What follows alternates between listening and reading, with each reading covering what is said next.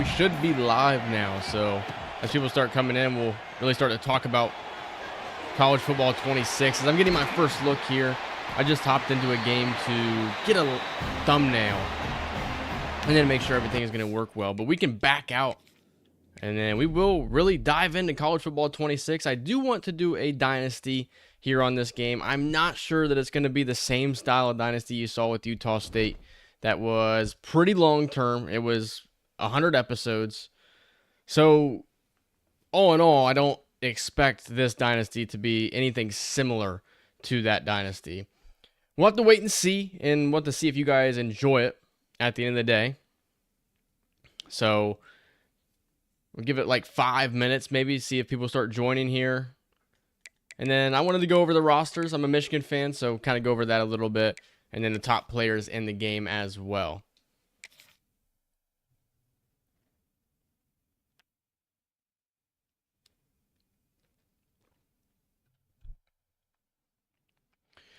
When it comes to Michigan's roster, Rod Moore is the highest overall guy.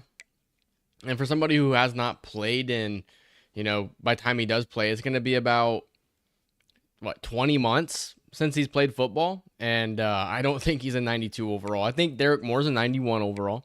I think Rayshawn Benny at a 91 is fine. Jair Hill at 89 I think is fine. Giovanni El Hadi at 91 overall. I hope the offensive line can really come together for Michigan this upcoming season. And then looking at the quarterback situation, Mikey Keene, 81. Bryce Underwood, 81 as well. So kind of debating on how I want to do this live stream. Do I want to just hop into a game right away with Michigan, or do I just want to load up a dynasty, because that's where I'm going to be doing most of my experimenting here on this game. We're looking at the highest overall players in the game. We scroll all the way down, and Jeremiah Smith from Ohio State is 98 overall. And then Caleb Downs at 96 overall. Other than that, I really don't think there's too much out of the ordinary with these top guys here. If you saw my top 10 or top 12 college football teams, I do really like Jordan Tyson at 94 overall. I said he would be like the second best receiver, and he's not very far behind Ryan Williams. But I'm excited to try and get a dynasty going. I don't know how I want to format it. I think the way to do it is probably going to be where an episode probably contains 3 to 4 games, because I'm not sure that I'll be able to put content out as often as I would like. Obviously, with the Utah State dynasty, I was able to put out content on this game about every second or third day. So I was fairly consistent with the Utah State dynasty. It's going to be a lot harder here on College Football 26. What's up, Loco? I do plan on still doing a College Football 26 dynasty. It's going to be a little different as the channel's kind of taken off in a different way for me over the last couple of weeks as far as me doing Michigan content. But, man, I started this channel because I want to do dynasty, and even if I can't get a episode out as often as I would like, I still think that even an episode, once per week, sometimes even not once per week, is still something that I want to do. I don't want to shy away from it due to the other style of content kind of going off a little bit more. If that makes any sense. Cade Klubnik in a 92 overall. I'm not really on board with that. I think he should probably be a little higher overall. But like I said, not really too much to complain about here. You got Eric Singleton, the transfer from Georgia Tech, at a 92 overall. Drew Aller at a 92 overall, I think, is a little bit low. Coy Parrish is somebody that I'm super excited to watch this season. He was a true freshman last year with Minnesota. He did a lot defensively and in the return game. There's a chance he could even play on offense this upcoming season. So he's somebody that would be really fun if you wanted to start a Minnesota dynasty. I think he could be really interesting. And one thing that I think is interesting, they do add the new gadget position, but as you load up the base game, there is no player on here that is considered a gadget player. So I'm guessing the gadget player in the depth chart is just somebody that you put there that's already a running back or a receiver, which makes a little bit more sense. You don't really just recruit.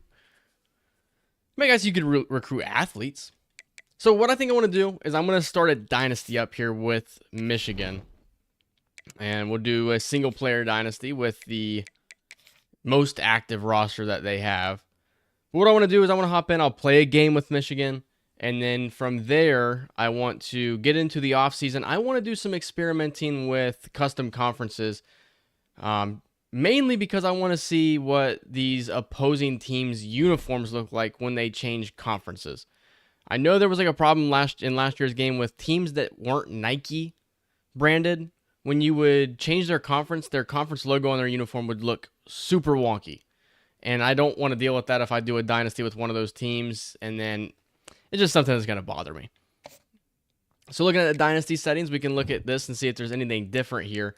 You have the manual progression, XP penalty percentage. I really do not know if I'm going to do manual progression. I think it's cool, but overall, I think I like the auto progression a little bit. I think at times it could be a little wonky and a little annoying, but at the end of the day, I think that it adds a touch of realism because sometimes a player's not going to progress the way you want them to progress. So there's a chance I may keep the manual progression off. We'll do 6-minute quarter length with accelerated clock off. That's what I did for most of college football 25, and I did like that overall. Wear and tear, I'm going to keep on, of course, and then keep all of these at 50. I don't know. Like, I do think like hit stick impact should go up a little bit more. And I'll have to look at some sliders on Operation Sports or something like that. The max transfers per team, I think I'm willing to put that up to 30. I think it was honestly kind of lackluster. It was lacking in college football 25 as the transfer portal did not affect your team all that much. Of course, early on we had some guys transfer out, but as the team got good, nobody transferred on my team. I think the max transfers, I'm going to bump that up to 30. It adds realism as the college football world is constantly evolving and changing. It'll keep the top teams on top because, as we know in college football, it's not realistic to see two, group of 4 teams make it to the college football playoff. You're not going to see Middle Tennessee State go undefeated and be a 1 seed because they've been able to stack all this talent. I don't know. And then user player transfer chance, probably bump that up a little bit. At the end of the day, if you have somebody who has a deal breaker and you're not meeting it and it gets the offseason, they should want to transfer out. It shouldn't be a flip of the coin whether they're going to choose if they want to transfer or not. They should transfer out. Auto recruiting, keep this off. Progress players, I think on is the way I'm going to do that. And then auto coach progression will keep off. So probably keep it the way it is right now. And of course, this is all going back to when we actually start the dynasty. So actually, what we could do here is we could actually start moving teams around now. So looking at the American, I want to see Florida Atlantic go to the SEC because that is a team that I'm considering. So I guess what you're going to see me do right now is you're going to see me experiment with teams that I'm considering. Also in the American, I am considering Temple. I think that it'd be really fun to move them over to the Big Ten potentially, as you could make a good rivalry with Penn State. I don't think I see anybody else here that I'm considering. USF is actually a team that I'm considering. I think them in the SEC would be fun. And then out of the American, the rest of the American, I do not see anybody else. Conference USA, Delaware, of course, is a team that I am considering. So I think we'll put them in the ACC. I don't know if I'll actually play with Delaware, but let me write these all down. That way I know what teams I need to take a look at, as my notebook is essentially full now. So we have Delaware, USF, Temple, and then Florida Atlantic. That's who I've looked at so far. Missouri State, not interested in them. Middle Tennessee State, I am interested in.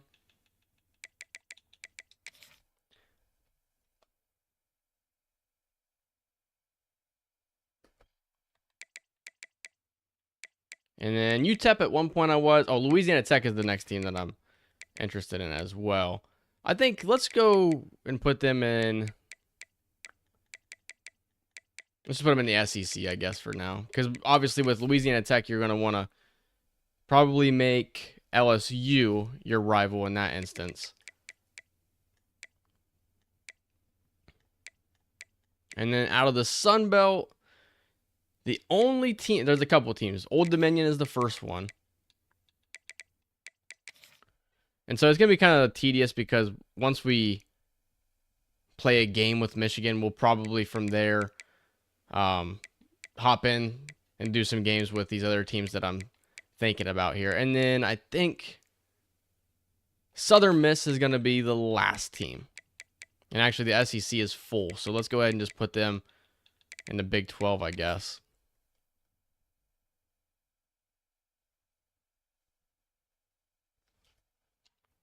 All right, so custom conferences is set. Now we can advance. Something that they added is real life coaches, which is really cool to see. If I wanted to go as an offensive coordinator, I could be an offensive coordinator as Chip Lindsey, or I could be Wink Martindale. They have him as Don Martindale on here.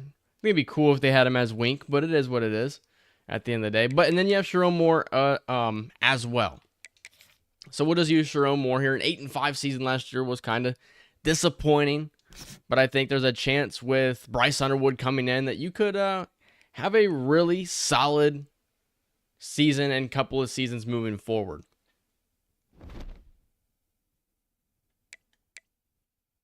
So I don't know why this is set as an online dynasty here. I thought this was offline, unless that's just kind of something new here.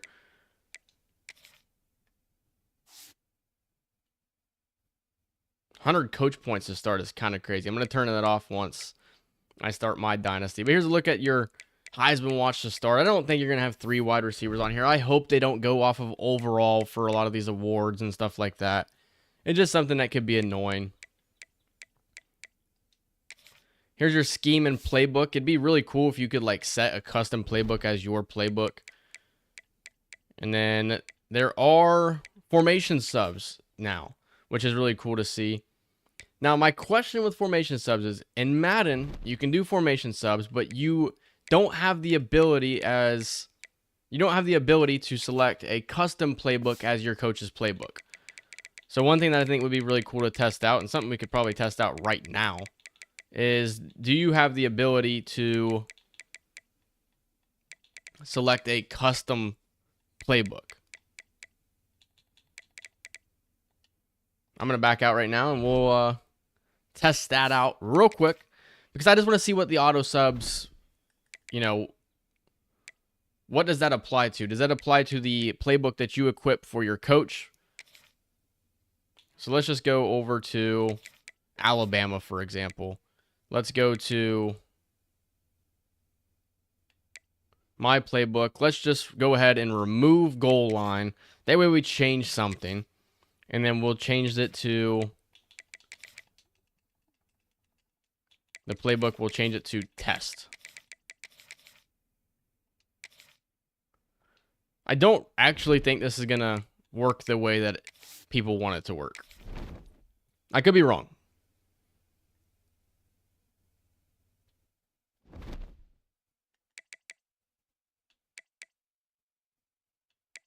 So let's go to playbook here. Right now we're using Akron's.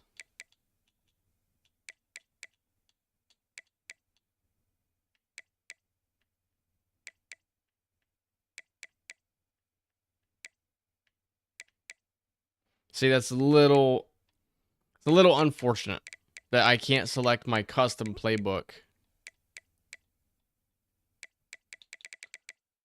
So the way that it's going to work, I think, unless it's listed like in a tease or something, the way that it's going to work is that if you have a custom playbook that you want to do, you need to find a playbook in the game already that has majority of the formations that you want. Otherwise, you're not going to be able to do as much formation subs as you would like. Some people may look at that and go, oh, it's not that big of a deal, because at the end of the day, you can do that all from in game. You can change stuff around, and that is true. But I think it'd be pretty cool to have total control. In College Football 14, for example, on that game, when you would load up with your coach, you could select your coach's offensive playbook as that custom playbook. And then you could go on there and do formation subs for that custom playbook. Something that just like should definitely be in the game. I'm not sure why it's not.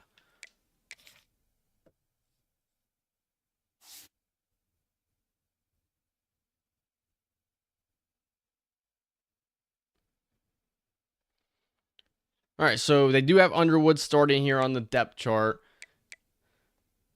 Justice Haynes is the starting running back.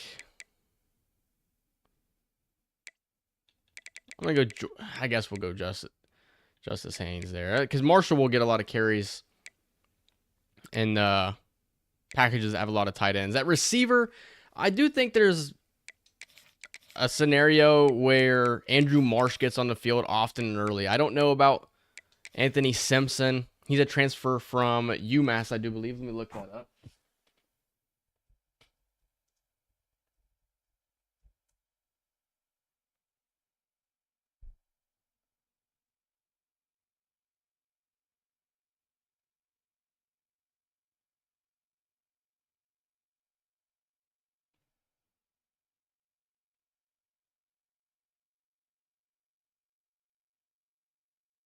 Yeah, transfer from UMass. I mean, there's a chance he gets on the field, but I think that like Michigan does like what they saw out of Fred Moore to end the season. I also think Samaj Morgan still has a role in this offense. He's more of a gadget player, I think. I'd like to see Andrew Marsh in the slot a little bit more. So what we'll do is, and then I also think Hogan Hansen gets on the field early this season. I mean, I guess not early. He played a little bit last year as a true freshman. And this is just my thoughts on how I think the depth chart will look. At edge, of course, Derek Moore and TJ Guy opposite of each other. I think they're due for a huge season. Rayshawn Benny, and then you have Damon Payne, or Damon Payne, who transferred over from Alabama. He's a playmaker. You also have Trey Williams, who transferred over from Clemson. He's a playmaker, and these are big body guys in the middle. I love these defensive tackles that Michigan has. The rotation that they're going to be able to have is going to be huge. Ernest Hausman. And then Jay-Sean Barham as well. Jimmy Rolder, I think, is in a situation as a senior now where he could have a good, a good role in this defense. Cole Sullivan as well. And then I'm extremely excited about Nathaniel Owusu-Boateng as well. He's a true freshman, not really sure how early he's going to get on the field. Shamari Earls as well. I don't know why Shamari Earls has that kind of hairstyle. It's pretty goofy. They love to ruin immersion in these games. Like I said, I don't think Rod Moore even starts to begin this season. And I hate saying that, but coming off of an injury, it's going to be rough to see that. And then Jordan Young's a freshman. I think he gets on the field as a freshman.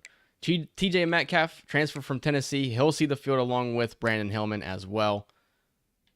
Your return guys, it'll probably be Samaj Morgan. I think he's got a role in this offense, and I think that's where the gadget player comes into effect. I'm going to go Andrew Marsh in the slot. We can go Peyton O'Leary there, and then Samaj Morgan. I guess that works out. And then nose tackle, Rayshawn Benny.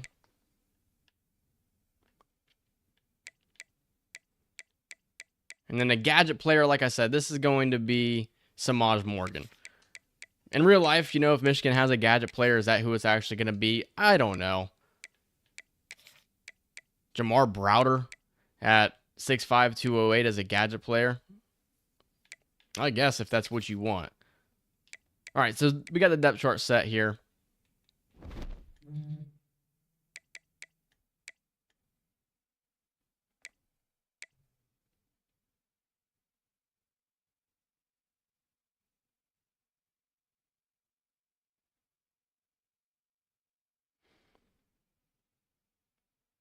Alrighty, so I guess what we could do is we could not worry about the custom schedules here. Sorry, my phone is blowing up. Not going to worry about the custom schedules. We can go to the recruiting board here and look at this. So one thing that I like that they did change here is now you can see what you need on the top. That makes it so much easier to figure out, hey, how many quarterbacks do I need? Instead of hitting team needs and then it loads real slow. And then you see, oh, okay, so we need some quarterbacks as well. So I think this makes it a lot easier. Right here, Brad LeBoy, the #1 guy in high school football. He's interested. We're going to add him to the board as well. Here's, your Calvin Russell. Then D'Angelo Horner, 6'6", 197. This is legitimately Calvin Russell. So we'll just add these top guys here. I think, you know, a lot of edge players here. Here's a center. We don't need any centers. We need a lot of guards, though. So Melvin Shabazz, we'll add him. This looks like a tight end right here. Jason Noel.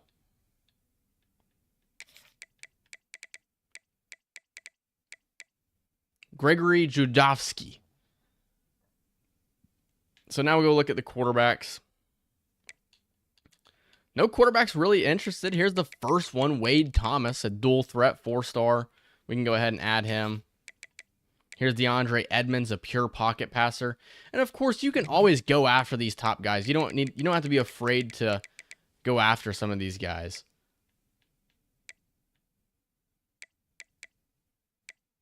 I'm not even going to try and pronounce that name right there. And then looking at running backs, the number 1 guy is Fernando Alcantara. He's a contact seeker. You have Gregory Judovsky. We can go ahead and add him. Storm Ali. Gritty possession type guy. And I'm not going to get too deep into the recruiting early on. David Cole, a speed rusher. One thing that I'm interested in is I do actually want to look at a lot of these tight ends. I just want to see like what skill caps look like for these guys. So I want to kind of go after them. Tight ends is a big one that I want to go after. And then with these dual threat guys, I just want to make sure that you're not getting guys that have like 90-something speed. And then DeAndre Edmonds, a pocket passer. What's the speed look like on him? 77. His accuracies are a lot better. I think DeAndre Edmonds would be the guy that I would choose to go after there. Running back, Gregory Judovsky, an east-west playmaker. This looks like the build that you're going to want to go after with 92 speed. They're going to be able to juke. 80 juke move. The change of direction at 84. Can't even catch out of the backfield just a little bit. And then D'Angelo Horner. This is a physical route runner. So the speed at 91 is pretty cool. I mean, this guy looks good. All right, tight ends is where I want to. 86 speed at tight end is really good. Jason Noel looks like a star player. I like how you're seeing the speed on these tight ends here. 78 speed on Trinidad. And this is a gritty possession guy. So 78 speed as a gritty possession guy is pretty cool to see. Your vertical threat guys, of course, are going to be fast. If I could honestly bring in all of these tight ends just to... Another new thing that I think is cool is the fact that like these players that you recruit, they don't have already set height and weights that they can possibly be. Miles Hastings, he's a tight end, but he weighs 206, and he's going to gain weight throughout his college career, which is realistic. Jalen Brent's 198 pounds. You can't put this guy on the field early in his career. He's too light. That's something that I really do like a lot. Here's a physical route runner, 79 speed. Here's a slower guy. That's somebody that I wouldn't want to go after. I would probably take him off my board pretty early.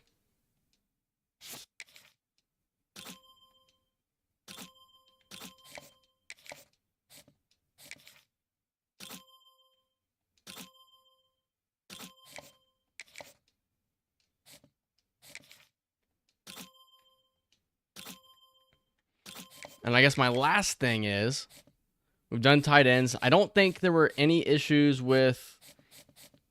major issues with the rest of these guys as far as their development would go. I think tight end was the one that was very obviously the worst one, because like if you had a possession receiver, it was like impossible to see him develop. So we're just going to look at those guys right there. That's what I'm going to do. See if we can't get those guys that we offered scholarships to. And we'll go ahead and advance to week 1.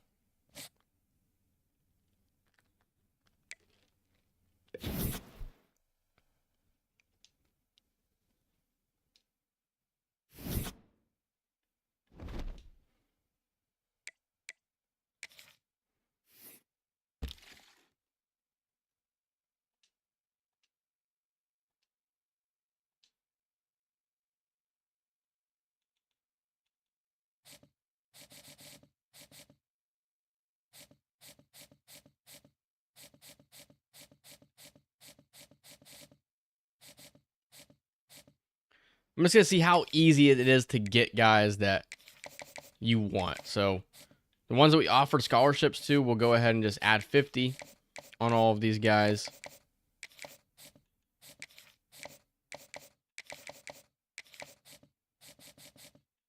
Okay, so already you're seeing Ty Trinidad locked us out, so unfortunate there. Miles Hastings. And another thing, like if I had all day to sit here and live stream, it'd be really cool to actually see these guys' weight progress throughout their career.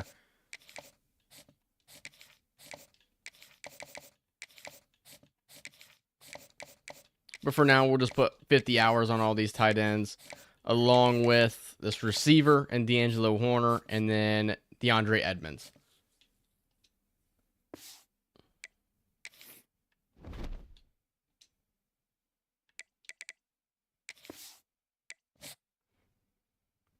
I don't want to spend too much time doing this. I want to get an actual game in. That is one thing that I want to do here. So I'm going to make sure everything's going good with these guys that we're putting hours on.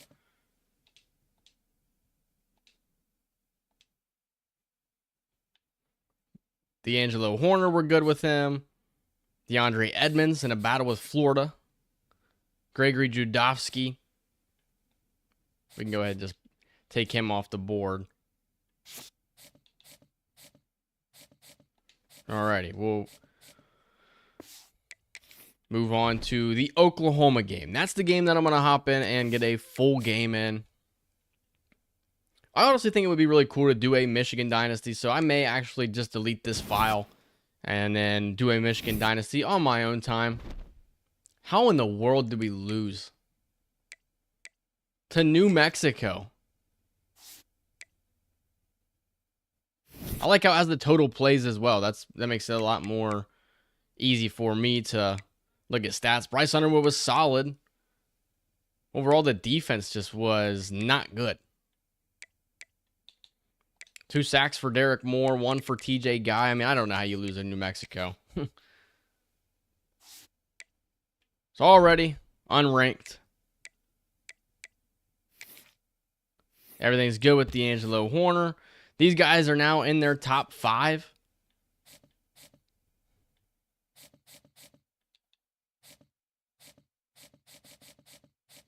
All right, Tavares Figueroa is the first guy. We can... Actually, I'm going to hold off on scheduling him.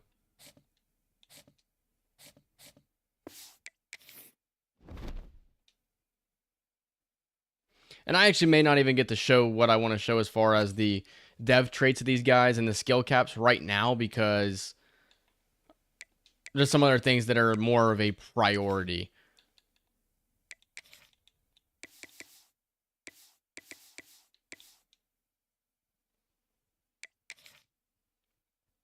First full game on College Football 26 now. It's taken me long enough. It's taken me 30 minutes of streaming.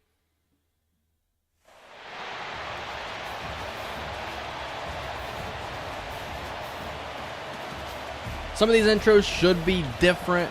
Others are going to be kind of similar. This is supposed to be a night game with Michigan and Oklahoma, so it'll be interesting to see if the sun sets here in this game.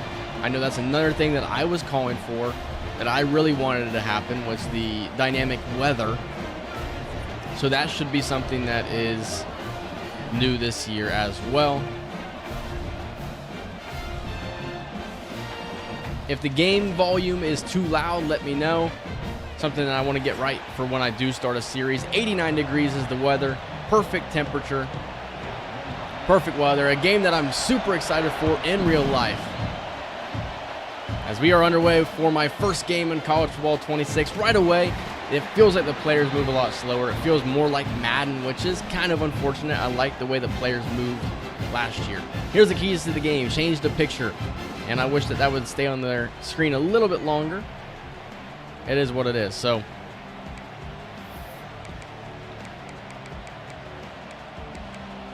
of course, the UI changes on these games a lot from game to game. They like to make things a little different. As we'll begin with Justice Haynes, the Alabama transfer.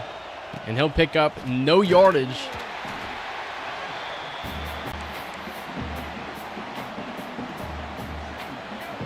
Getting our first look at Bryce Underwood as well in a Michigan uniform. We're going to try and run the ball again here. That is the identity of Michigan football, and it's 2 carries, 0 yards. And right away, you're going to have to look to throw the ball here.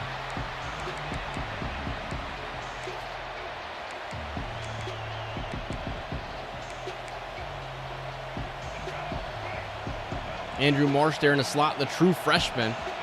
He beat his man off the line. We're going to lob it to him, and Marsh comes down with it. Shaken up on the play as well as Andrew Marsh. You see the season and career health. That's something that is new here in this game. It will certainly take some time to, getting used to the way the UI looks and everything like that, just the way the game works. Obviously, these games, they do change from year to year. They're not going to be the same game every single year. Here's a throw to Klein. Marlon Klein gives us a first down. So Bryce Underwood completing a couple of passes here on the move. And if I go to... I can go gadget at running back. That's something that I think is super cool to see. The gadget position allows you to move players around a little bit more freely. Another thing that I kind of want to do is I want to try and put a corner in at receiver, if that's possible, and see if their stats track as Justice Haynes is trying to bounce off of tacklers here.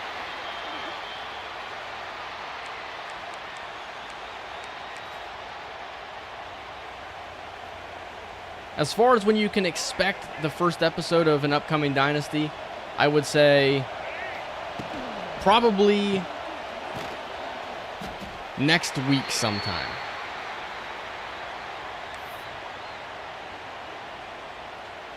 We're talking today is Tuesday. Yeah, I would say next week would probably be when you could expect a Dynasty. I thought, Macaulay, what the heck am I doing?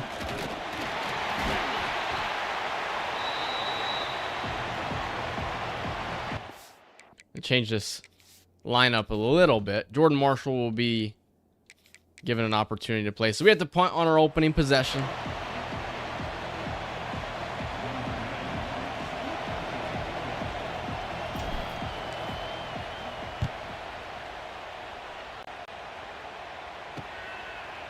So John Mateer is the new quarterback for Oklahoma. 91 overall, 89 speed. They also have Jaden Ott as well, as he comes over from Cal.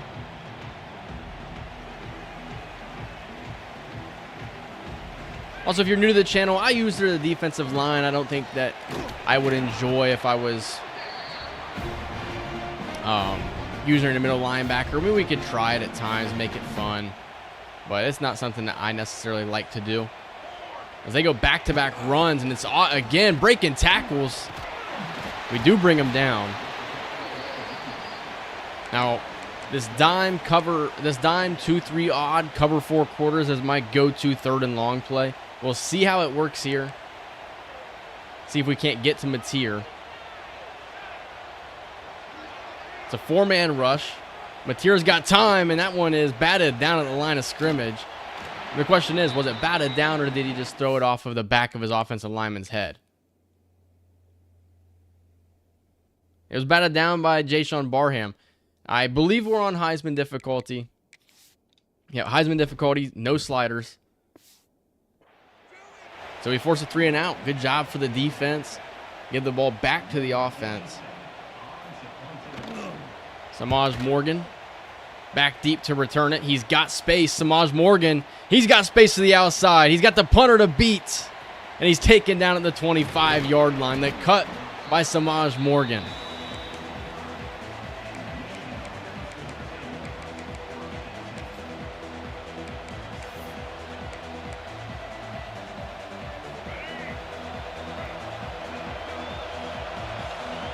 See if the double motion. Okay, that's something new, and the game's probably going to have to work that out. That was a little wonky. I don't even know if that was supposed to be a double motion. It does say double motion. Okay. Kind of wonky, though. And that's kind of to be expected.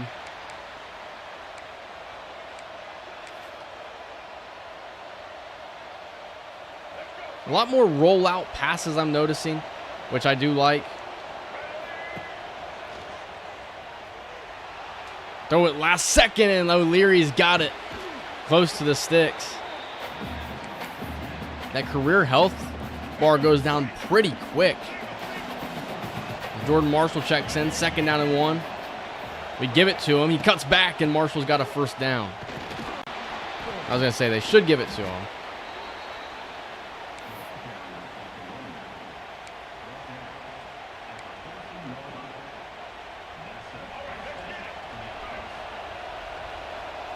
Try a little jump ball to Donovan McCauley here. And he can't come down with it.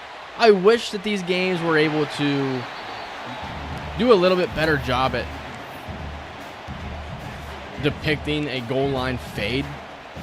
I don't think they do the worst job possible, but I wish they did a little bit better. As we'll go with Marshall. He runs a man over. Only picks up a yard. It's been a rough day trying to run the football here.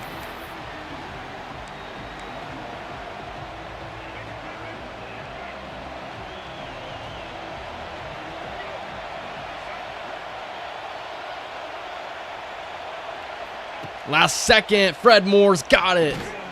I thought the linebacker was actually going to step in front of that there.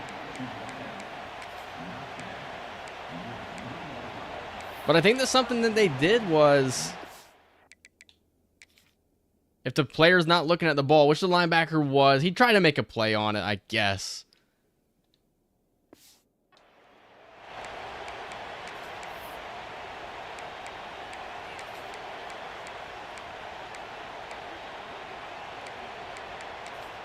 Let's try this double motion again, see if it's still a little wonky.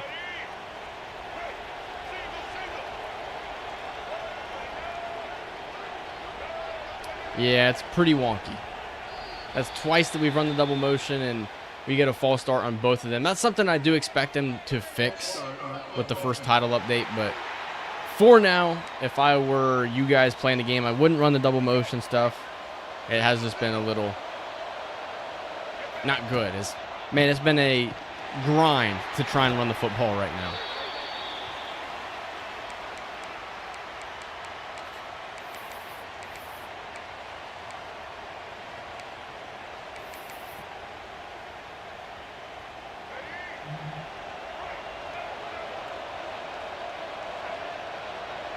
Fred Moore for the touchdown, the safety. Didn't make a play on the football. I think that's kind of twice that I'm seeing the CPU pass defense.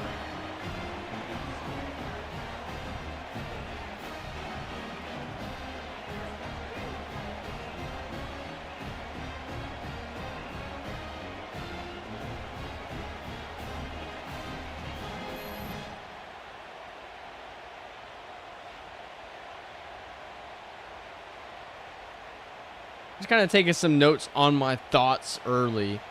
Injuries are kind of a concern early on.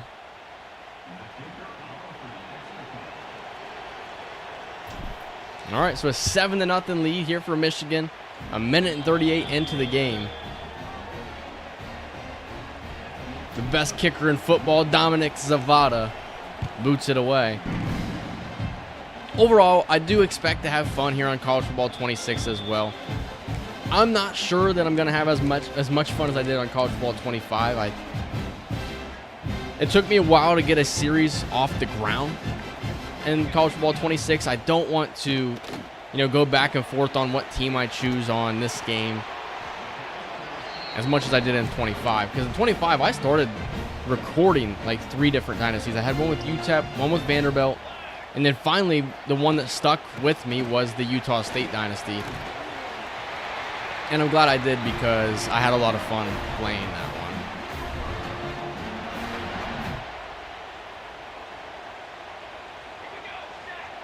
Read option. Mateer, he ran for over 800 yards at Washington State last year.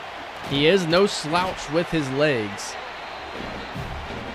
A lot of people tend to think he could be a Heisman contender, which is possible, but in a new offense. We'll see. I mean, it's an offense that he's used to, and I think that's why a lot of people do believe that that is a possibility. That's a negative play.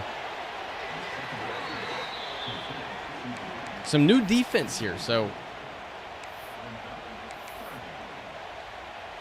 yeah, some new defenses. You got Houseman here showing some pressure on 3rd and 6. Looking for another stop. Mateer rolls out, throws, and he's going to be short of the sticks. That's Jair Alexander on good coverage there.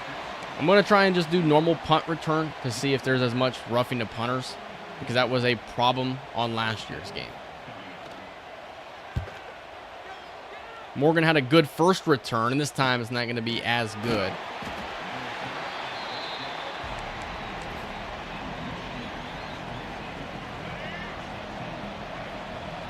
See what that safety does. I wouldn't mind trying to throw the deep ball to McCauley. Trying to throw that one, and that one's broken up. That's a hard pass to make right there, especially with a true freshman.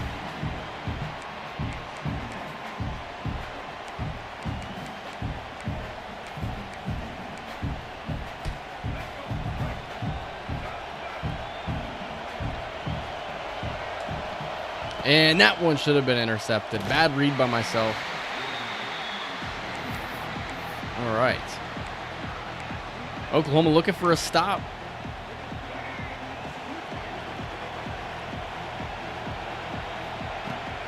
Underwood stepping up. He's got some speed. He does not get the block that he needed, and we'll have to punt the ball away to Oklahoma.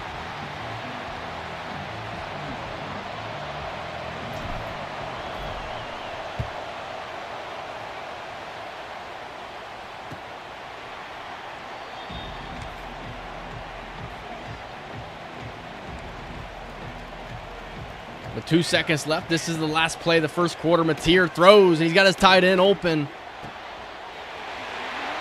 And so far, so good. I think that overall there's a couple of things that I'm noticing. Obviously, the double motion stuff is kind of wonky. A little bit more injury concerns as well. And then I think the CPU pass defense is a little slow at breaking on the football. I think if they're a little bit quicker, there's chances that they could intercept some of these passes. But overall, I'm not going to complain with this first quarter of play. I mean, I think overall this was pretty solid.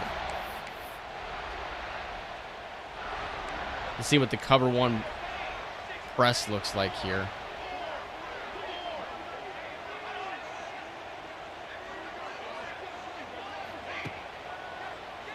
Good job by the defense there. Jair Hill got beat, but I think with the way that the defense was set up. Who is this right here? This is Metcalf. He's able to kind of take away. You can try and fit that in there. Jair Hill is a good corner with good makeup speed. You could try and throw the deep ball. Overall, I think a good job there.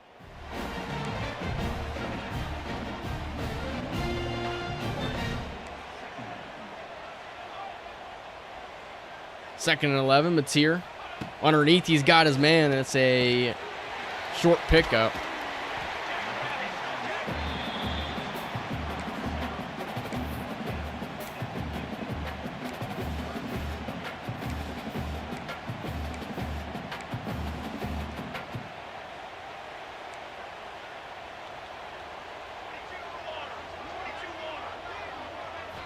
Third and 5. They are throwing the deep ball this time, and Jair Hill is burnt for a first down.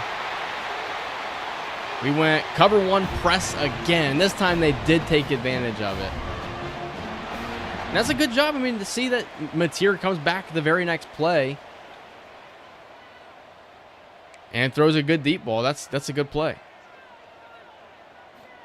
Here's a throw, and that one's a high pass incomplete.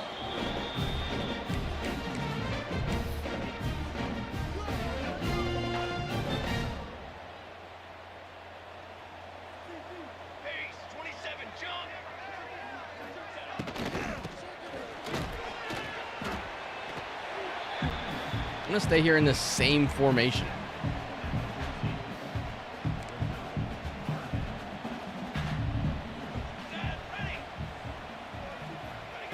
Up the middle, a spin move and a first. I actually am a big fan here of Michigan's defensive playbook. I think it's got a lot of unique stuff in it. Here's Mateer underneath, and it's caught. Touchdown, Oklahoma. Extra point away from a tie game. I think that it's going to be really fun for me to take a couple of nights of playing this by myself and really kind of experimenting, looking at playbooks, stuff like that. Typically, when I would start a new series, I don't usually go head first and start making playbooks for myself. And that first season of a new dynasty, I like to play with the playbook that team naturally has. I think it makes it fun that way. And I'm going to take McCulley out in this formation, and we'll go Samaj Morgan on a jet sweep here. Oklahoma kind of loading that side of the field. And that play did not work.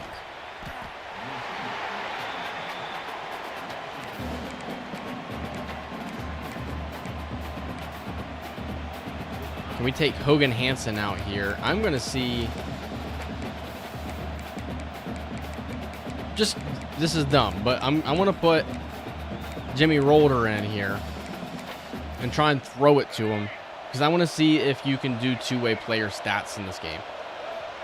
And we're going to end up having to punt if I don't pick up a first down.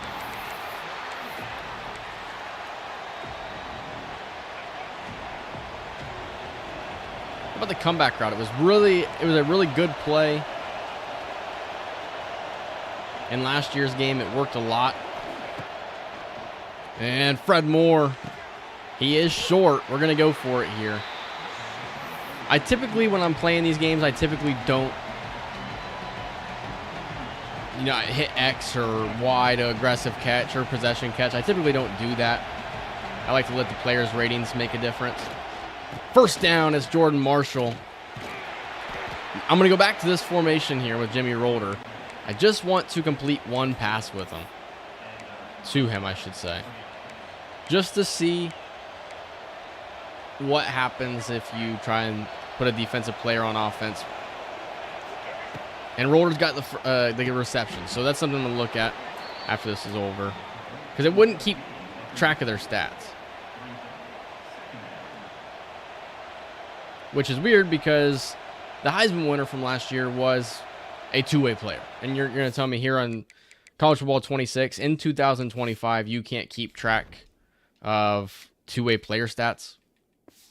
That's an L, in my opinion.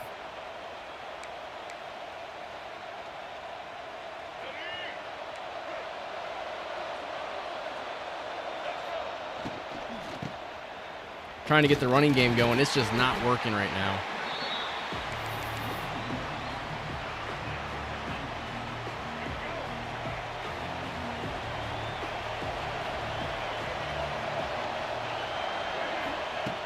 Fred Moore's been the go-to guy, and another reception.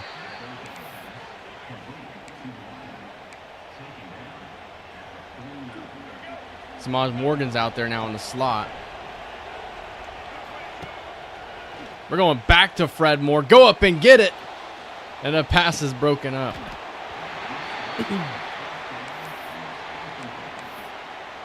Let's go speed option here. The play that I've been afraid to run pretty much my entire video game career. Penalty flag down. And that's a holding on Phoebe.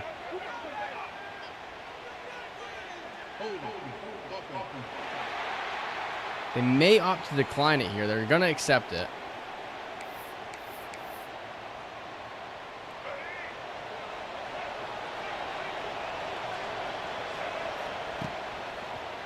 Klein picks up 5 yards, and that should take us to the 2-minute timeout.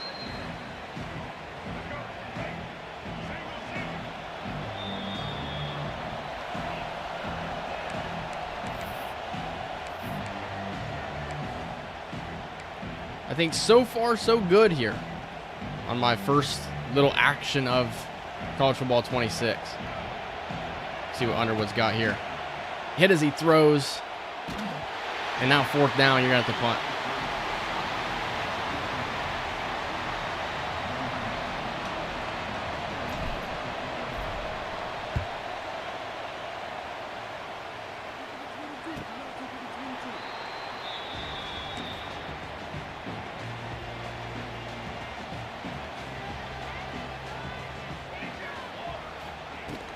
Now Oklahoma's starting to get their offense rolling now. It took them a while, but I think they're getting a little bit of momentum.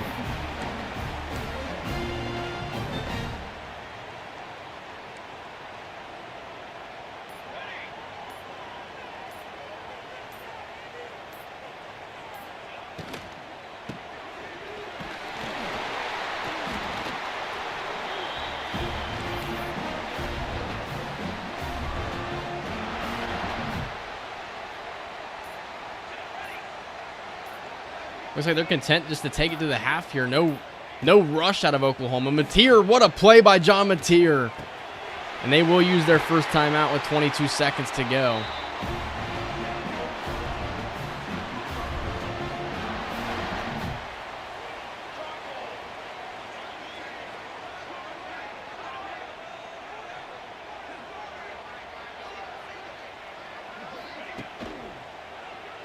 Lobs it up and the pass is incomplete.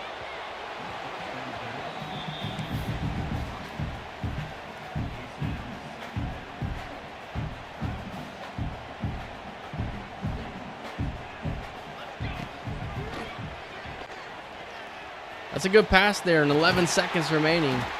They are going to have a chance to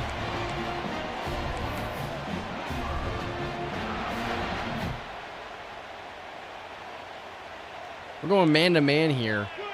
I think at this point, they're probably going to be able to get themselves in a field goal range. I don't know. They will use their final timeout. It is going to be a long field goal. About a 50-yarder.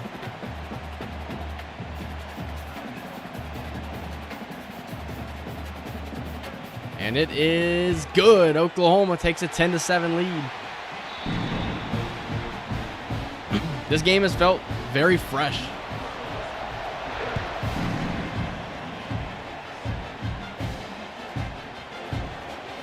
One second remaining. We'll try for a Hail Mary. Might as well.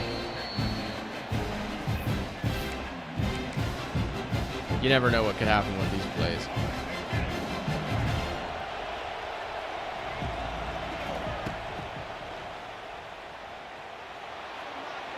That was dangerous. All right, let's see what the halftime show is looking like here. I also thought about doing a live streamed franchise on Madden 26. I don't think I'm going to do that. I think that Madden 26 is going to be something that I save for myself on my own time. Not going to have to worry about putting it on YouTube. I am excited about Madden 26, however. Had things gone differently in the college football content that I was doing, the Michigan content I was doing wasn't doing so well, I probably would have done that. But for now, I'm just going to stick to college football 26. Talking about Michigan football, a little bit of college football here and there, and then Madden, MLB The Show, the future college basketball game. Those are things that I'm just going to play on my own time off the channel. Unless the channel ever pops off and I can do this full time and I can afford to work on content every single day. Until that happens, it's kind of going to be the way it is right now.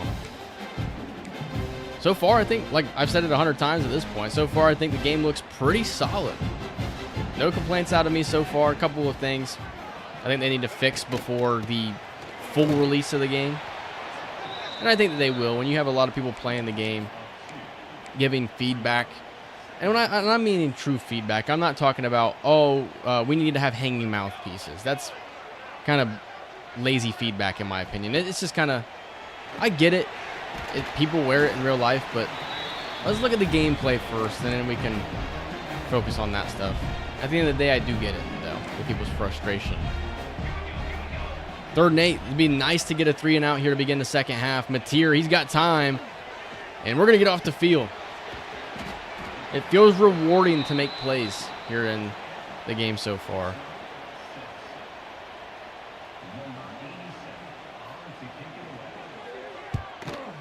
Oklahoma hasn't really ran the ball as much as you would like them to, though. I mean, Jaden Ott is probably a 90-something overall in this game. Kind of would expect them to run the ball a little bit more than they have. It's been rough for me to run the football here. We'll try. And it just is not working. If we had any success running the football, I think we'd be doing a little bit better than we have so far. You can't totally give up on it yet.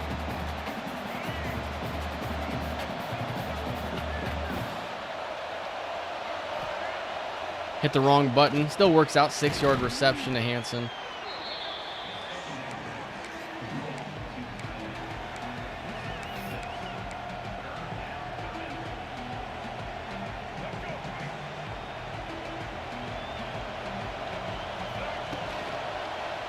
Gosh, it's like impossible to run the ball.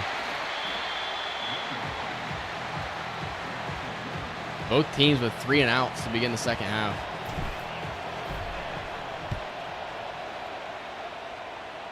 So everybody, like the live stream so far. I appreciate it. I appreciate you guys tuning in here. Didn't know how I wanted to do this live stream, but I just knew I wanted to hop on here and get my first action. Here's up the middle. I spoke too soon. 8 carries, 38 yards. I mean, he's on track for about a 14 carry performance, which I think isn't too bad. There were at times last year when you would play the game and a team would just only run their running back 4 times, and it's like too many teams were doing it. Here's Mateer up the middle.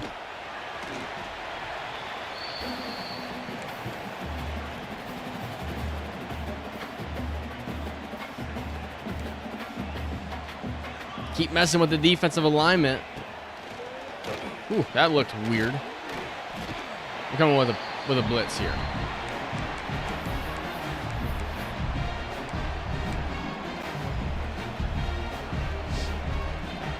I'm gonna make sure Rod Moore can get over here to cover Jaden Ott if he slips out for a screen here. Here's pressure and we get to him. Ernest Hausman with the sack. Man, it feels rewarding to make some plays here on this game. I can't lie. So far, it's felt like a grind. It's felt difficult. It's felt difficult to move the football on offense. You got Mountain Dew advertisements.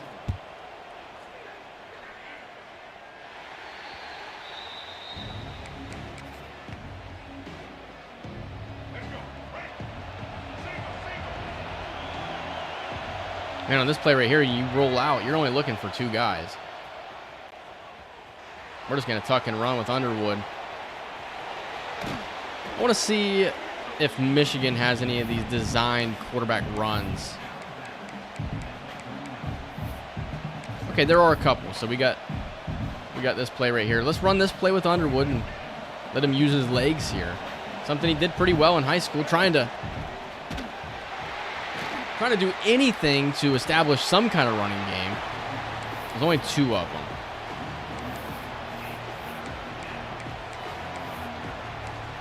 Gosh, it's hard to run the ball in this game so far.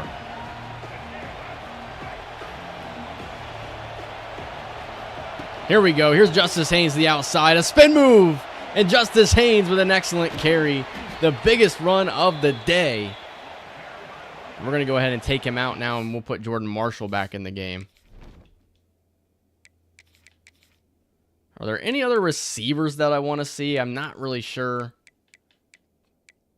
Tight end. I don't think we have the... Yeah, we're just missing a couple of players here on the game. Like Nathaniel Marshall was a incoming freshman with Michigan. He also is not in the game, which I think is kind of strange. We're going to try and run again with Underwood. Just trying to do anything to get the running game going. Try and use your quarterback as well. And it has not been easy.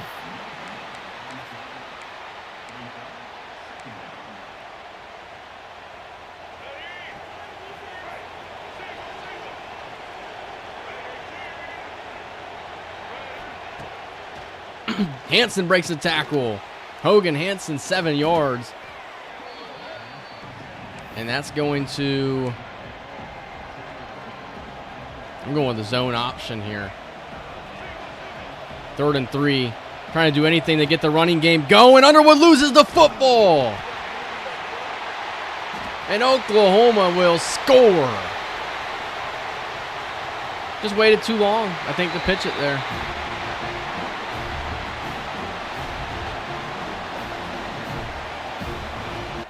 (17-7) the score now. I think you got to pitch it like right here. Waited too long. I mean, that's a touchdown if he does pitch it as well. And that's a very unfortunate. Oh, nearly blocked it.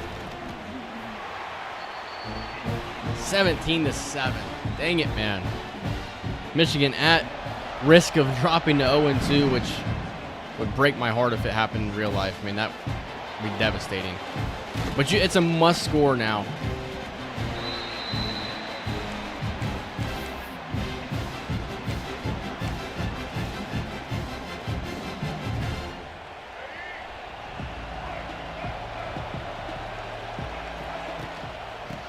Nice run by Jordan Marshall.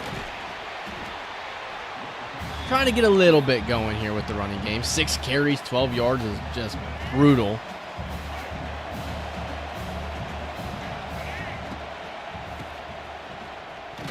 Close to a first down.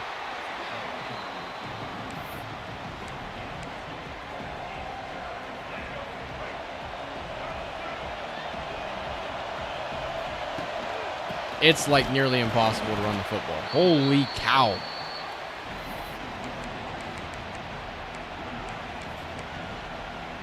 We're going to try it again. I mean, 4th and 1, down by 2 possessions. You got to try and go for this. And we didn't even get it. Oh my gosh, dude. And just like that, it is falling apart for Michigan. Wow. Is it my fault? Here's Mateer, quarterback draw. He just slides down.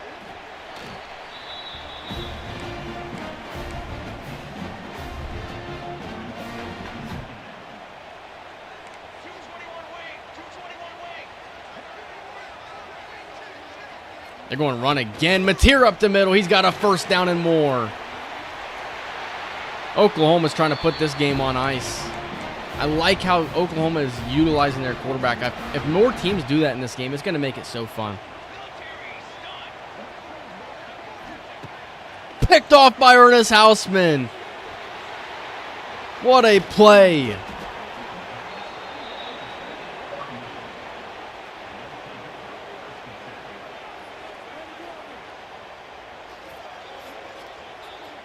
What a play as Ernest Hausman gives us the football back. A little replay looks a lot better.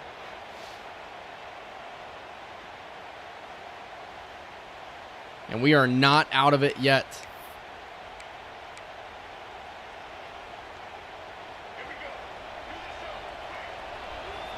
It's going to be a lot of running around here for Peyton O'Leary. At your own 7, I don't even know if it's smart to do this. We'll just dump it off to Klein. Picks up maybe a yard.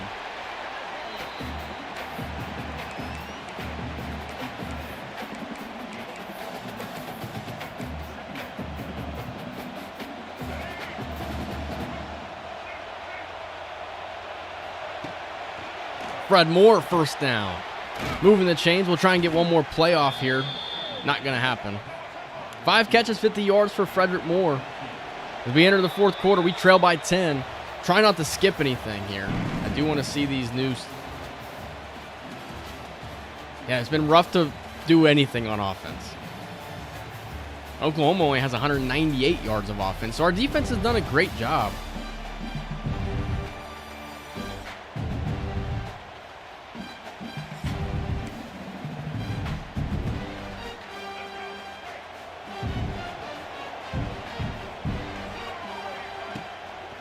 I'm going to throw the deep ball to McCauley, see if he can come down with it. He does come down with it. Donovan McCauley, the transfer from Indiana. First down, Michigan. His first catch of the game. Let me take a second here.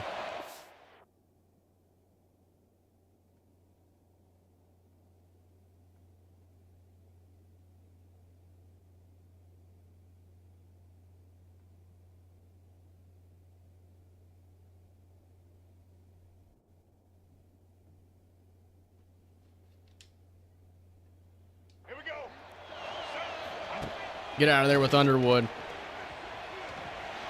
Throw to the end zone. It's dropped. We have to score here, at least 3, so we can't turn the ball over.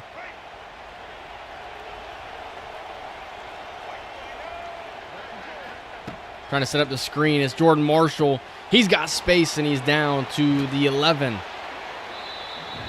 Let's try the option one more time. Do not fumble, please.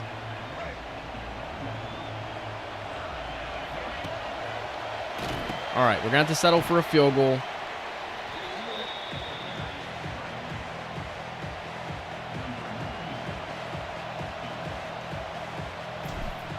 Oh my gosh, we barely snuck that in. It's a one-possession game again. I would have loved to score a touchdown there. Unfortunately, it's not what happened.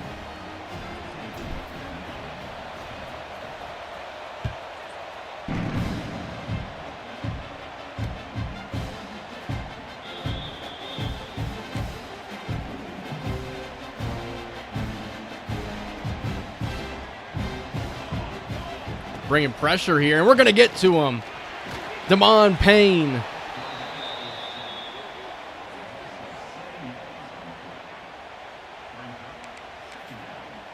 Looking for a stop to give it back to the offense.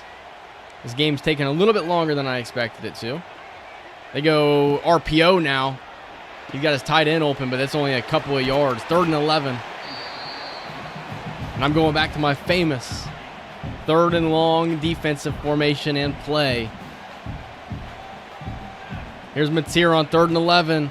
He steps up, and they're short of the sticks. Oklahoma will have to punt it.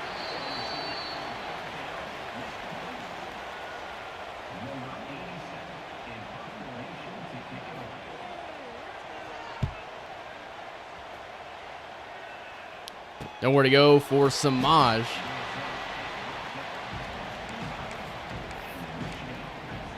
Now the question is, if we score a touchdown, well, here's something new as well. So I can go on here, I can put Jordan Marshall in the game, I can put Mikey Keene in the game by a click of a button, which I think is really cool. Play action. We could have thrown that to O'Leary. Instead, we're going to keep it with Underwood. He's got a 1st down.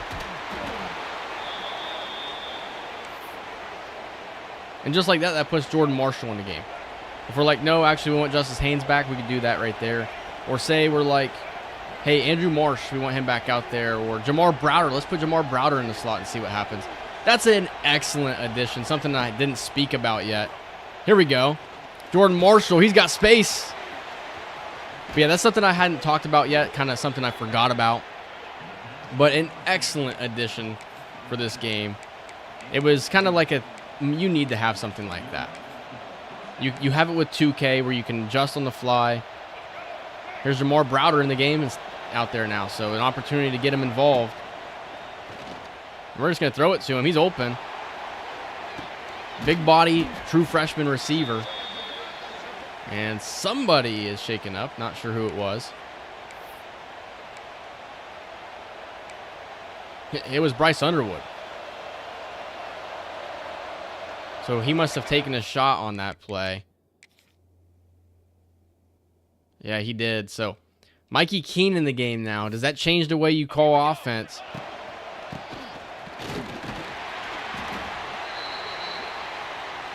Bruised ribs.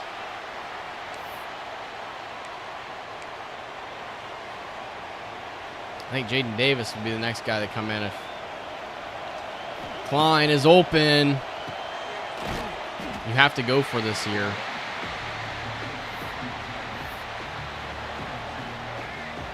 Underwood back in the game. 3rd down. Who have we continued to look for? Not Hogan Hansen, but he's open anyway. I was thinking about Frederick Moore, but we get it to Hansen. I wish this double motion stuff worked because I think these would be so fun to call.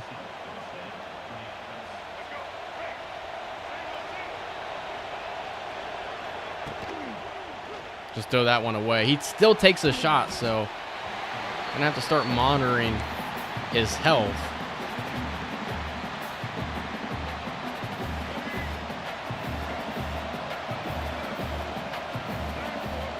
Here's Browder, the true freshman. Can't come down with it.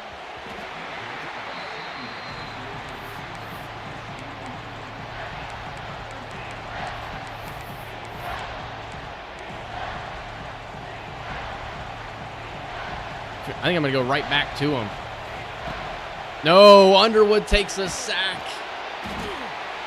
And now a 53-yarder.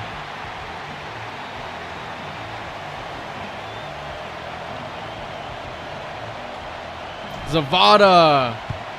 It's good. What a kick by Dominic Zavada. Now the defense needs to make a play. It's 17-13.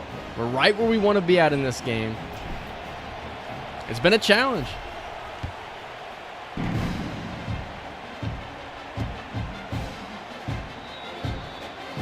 I've actually had fun playing this game.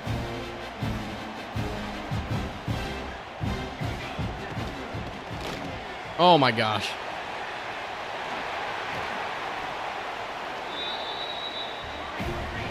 Now they're going hurry up. They think they have us on our toes.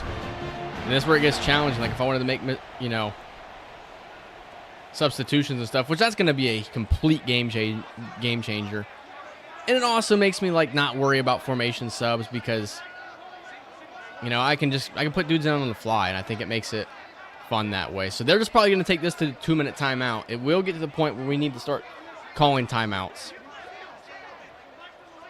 Let's see if they actually run a play here, or they do run it down to the 2-minute timeout.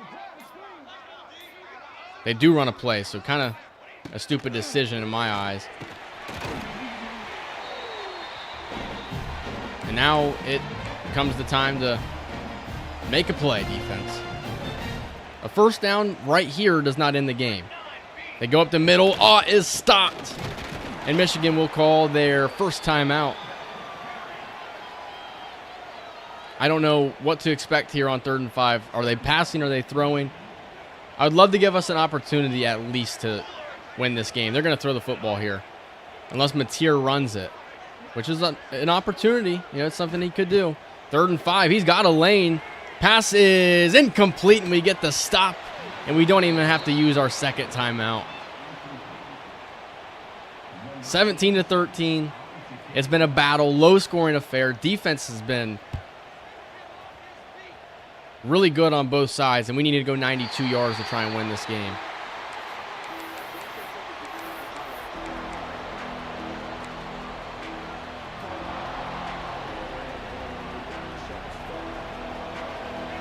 Underwood is extremely banged up.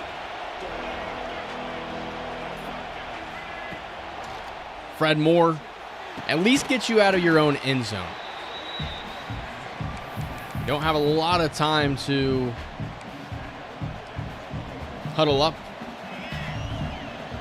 It's getting pretty challenging here.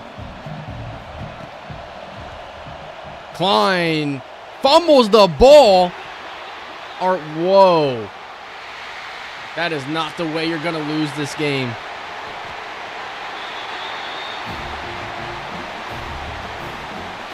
That is not the way you're going to lose this game. You have to throw the challenge flag here and just hope that Klein was down. It's bang, bang. At the end of the day, it is bang, bang. Boom, knee down, ball out. I think that this is going to be overturned. It has to be.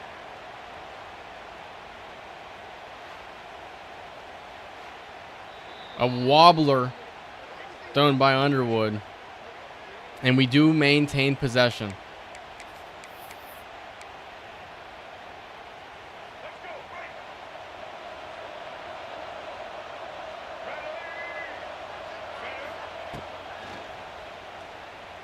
Underwood floats it. It's caught by McCauley for a first down. Trying to win this game with the true freshman Bryce Underwood. Donovan McCauley with 2 huge catches in this one.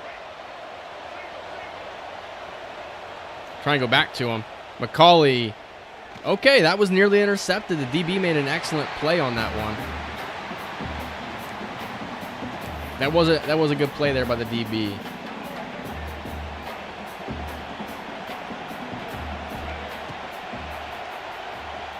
I don't know how Klein came down with that one. All I do know is when I do start a dynasty, I need to be a lot more careful with where I'm putting these footballs, because I will not be taking over, control of these players to try and use or catch these. You got to use your second timeout there, I think. Give you a second to think about it. But yeah, I mean, when I start my dynasty, I won't do the user reception and take over to try and make plays. I'll just let the CPU do what it has to do. Therefore, I'm going to have to get a little bit better, a little bit wiser with my decisions when I'm throwing the ball. With that linebacker dropped out, and I didn't expect it. This is a big play here. 3rd down and 5. A field goal does not do anything for you. Throw, and it's too tall. 4th and 5 upcoming.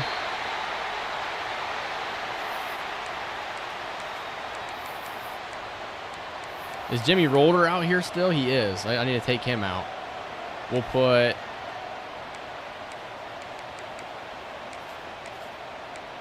Third and 5, game on the line. Just need to make sure protection holds up here. It is caught by McCauley. 1st down, Michigan, and he gets out of bounds.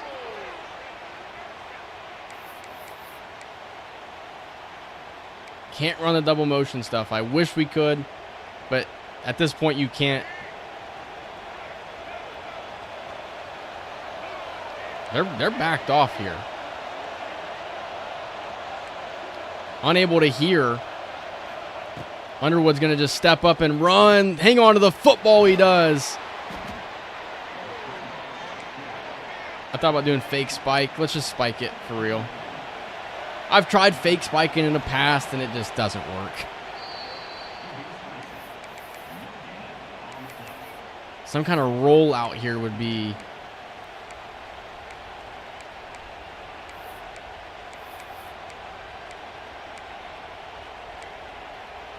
I don't know. McCauley maybe in the back of the end zone is the only thing I could really think about.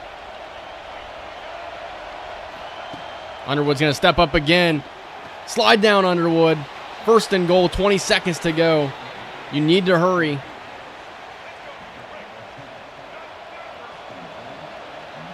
McCauley. Timeout, Michigan. 2nd and goal upcoming with 12 seconds remaining. What a game for our first ever on College Football 26.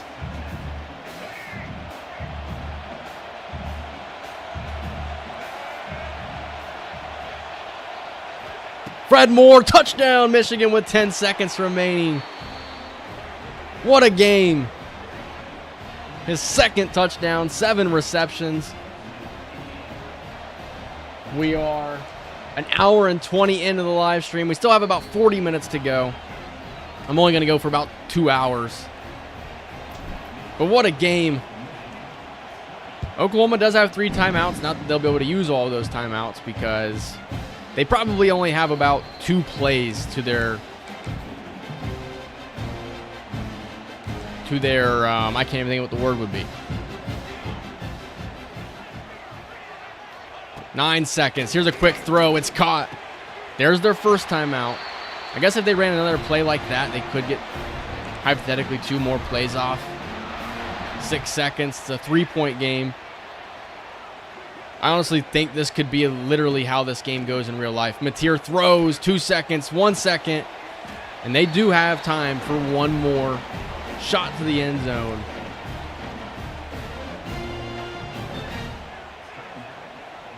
One second, 2nd and 6. They're not even throwing to the end zone, and that's the game. Michigan wins 20-17. A comeback. The game was 17-7. It looked like we lost all hope, and then we went for it on 4th and 1, didn't get it. And that's why you stay true to yourself and continue making plays, continue playing. And Bryce Underwood, in my debut with him, was excellent. 291 yards, 67% completion percentage. 2 touchdowns. Running the ball was hard, though. I can't lie. Running the ball was hard. What a catch by Frederick Moore there.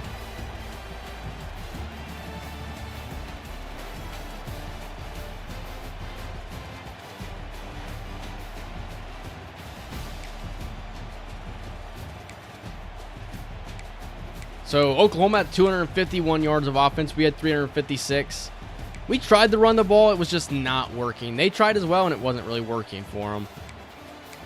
Overall, we ran a lot of plays. We ran 70 to their...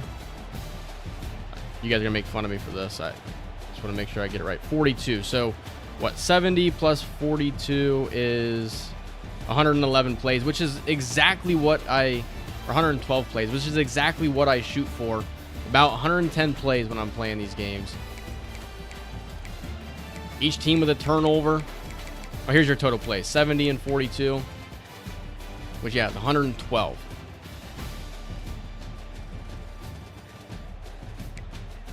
Mateer was solid other than that one interception that he had. Jaden Ott wasn't bad. I like how they used Mateer in the running game. Did they get any pressure on us? I feel like they had a couple. Yeah, so they did. 2 sacks they had. I don't know if Michigan will ever have a game in which they throw the ball 40 times, but they had to in this one, and Bryce Underwood did enough to win the game. He was also the best runner as well. Justice Haynes. It was really challenging to run the ball. Run defense, CPU run defense was hard.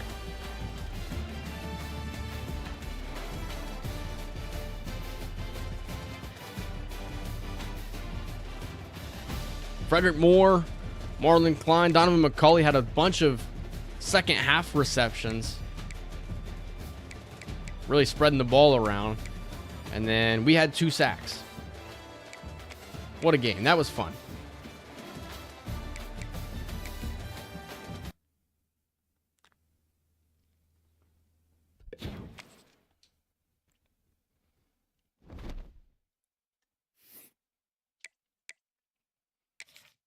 Who was that with the big white beard? What is up with Jerome Moore's face? All right. I wanted to look at... Actually, that's kind of a bad game to look at here. So let's go look at Oklahoma. I was going to look at what Oklahoma's play count was looking like with this game. It's up here at the top. 66. Okay, you can't do that with FCS opponents. All right, I want to just look at one thing here. Let's go Oklahoma State. Why does it still do that stuff? It's so... it was Old Dominion, so I'm here trash talking. So there was a lot of plays in this game. 81 plus 61. It was like 142 plays in this game. Maybe the play count went up a little bit here.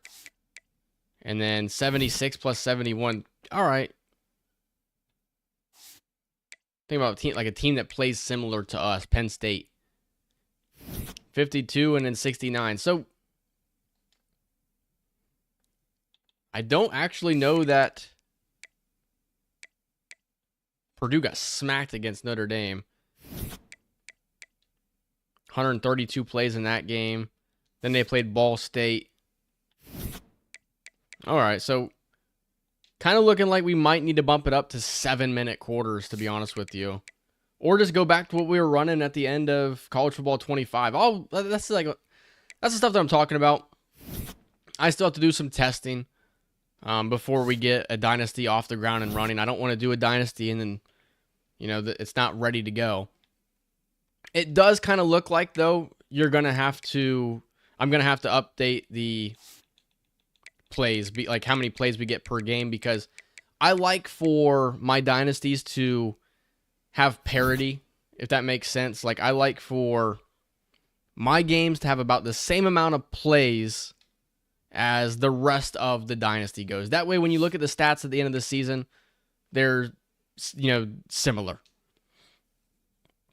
Because this was our game right here, we only ran 112 plays, and I'm seeing a lot of other teams are running about a combined 120 to 130 plays. Sometimes even 140, so we'll see. We'll just have to do some testing before we actually get the dynasty off and running. Not something I'm going to really worry about right now. But now what I wanted to do, create a new character. And I want to go with Delaware, who should be in the ACC.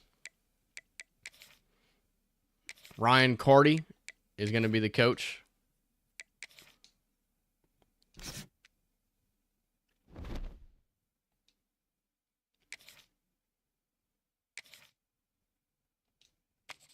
The big thing here is I want to look at logos on uniforms. This could be the boring part of the stream. So if you guys don't want to watch this, I don't blame you. I just want to make sure logos look normal. And I would imagine that if they look normal for Delaware and they're wearing Adidas, that it should look normal for USF and or Louisiana Tech and other teams that are not necessarily Nike outfitters. Delaware is obviously a decision, like a team that I would play with. A lot in part because of the colors. I love this scheme.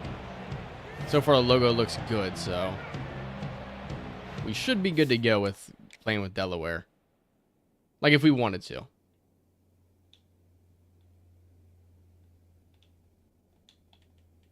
Yeah, that looks perfectly fine to me.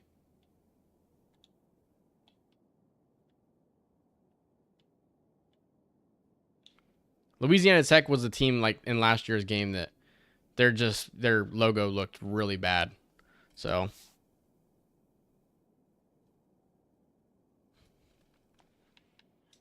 we'll return to the hub here. We'll go to USF next.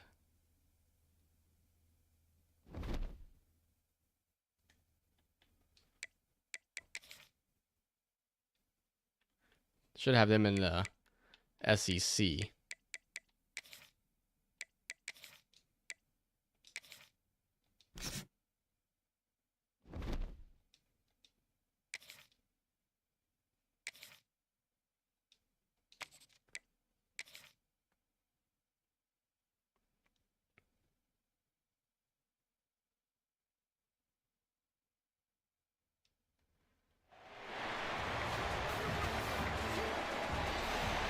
Another thing that I think would be cool to test out, I want to see what the intros look like for team builder teams. Do you still just load straight into the game, or do they have a walkout? Because that's also something I could consider as a team builder.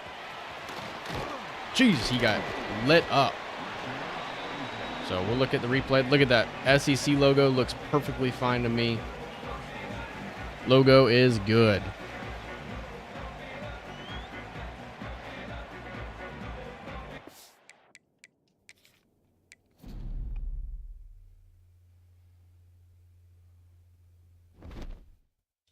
Before we get any further, I want to look at season stats for Michigan.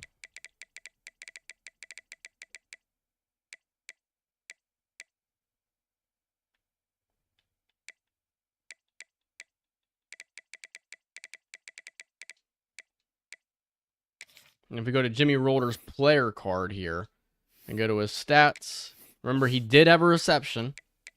They don't track it still. I don't get it. It's lazy, in my opinion. That's something that is really bad. Temple is the next team. They are in the Big Ten.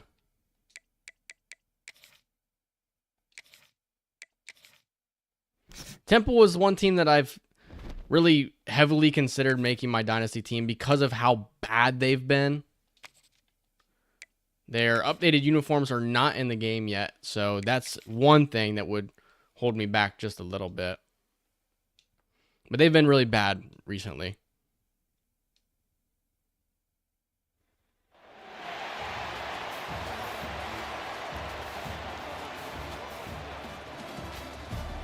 That Big Ten logo is tiny on that uniform. I'd rather it be tiny than be freaking huge like it was with Louisiana Tech in last year's game. If you guys look like, because Louisiana Tech is the team that I'm most heavily considering for my dynasty. It's probably going to be a battle between Louisiana Tech, Southern Miss, and Old Dominion. Those are, like, if I was a high school recruit and I was narrowing down my top three, those are my top three.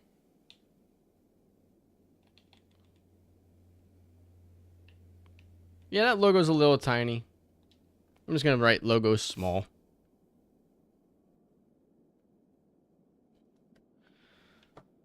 Florida Atlantic, the next team.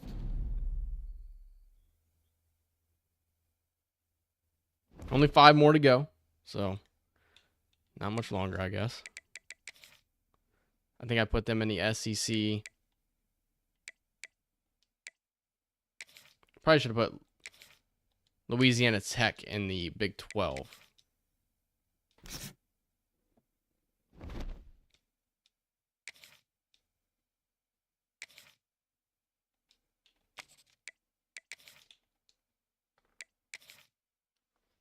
Florida Atlantic is a team that I do think would be fun. I think their uniforms are intriguing to me, but they're not like the most exciting. You get to play down there in Florida, so you get to try and recruit these Florida receivers, which that's really fun.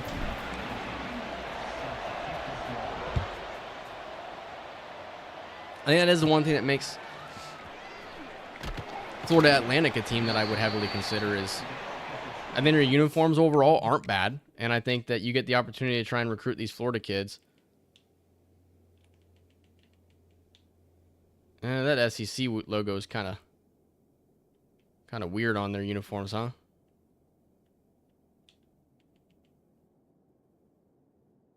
It's not bad overall.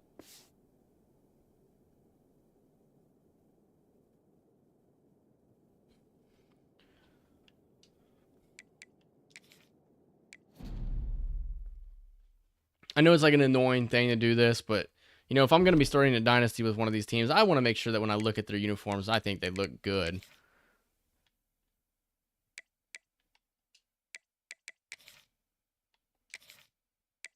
Derek Mason. He coached at Vanderbilt at one point, I think, in his career. Mid-Tennessee is a team that I really like their uniforms.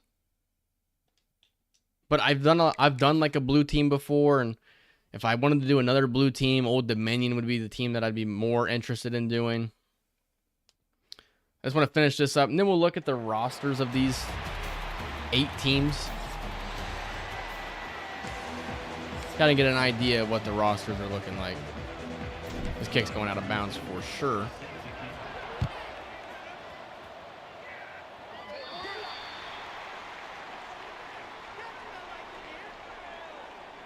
Free kick out of bounds. Kicking team. I think Florida Atlantic is an Adidas school, and so that's why their logo looked weird. I think the logo looks a lot better here with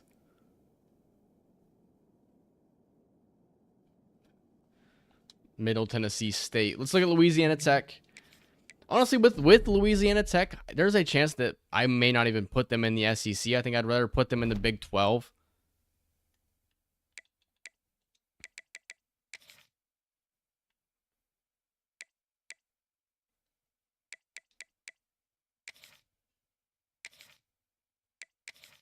Louisiana Tech's been bad the last couple of years as well. 3-3-9 seasons in a row. Here they're playing LSU in this game. That would be your main rival. The one thing with Louisiana Tech that I really like is I just like their uniforms a lot. I like the blue, the red alternate helmet as well. You have, I don't know why you have, what's the difference? Oh, the silver face mask, which is really cool. And then you just have normal white as well. That little combo right there that I just put together, I like it. For everybody watching in the chat, drop a thumbs up in the chat. I'm trying to see who's in there. Trying to see who's in here watching this live stream. It's been about 3 guys pretty consistently. So drop a thumbs up in the chat. I appreciate you guys tuning in. Like the stream as well. Share it if you'd like.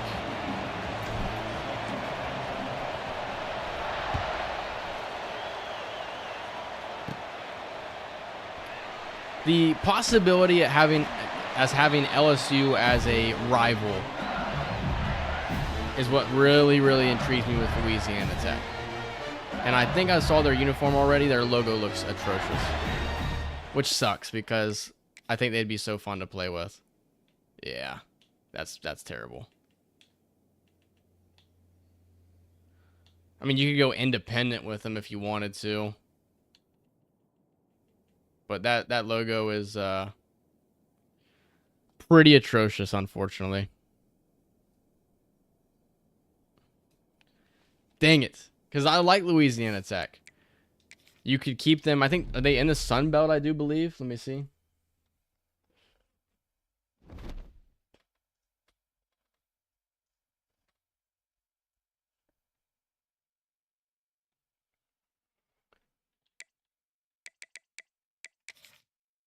The next team is Old Dominion. I think I have them in the ACC.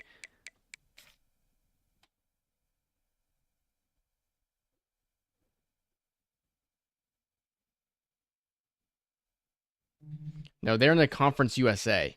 And the Conference USA is a garbage, in my opinion. It's a garbage conference, probably the worst. And it's like, I don't know. You could keep them in the Conference USA, and then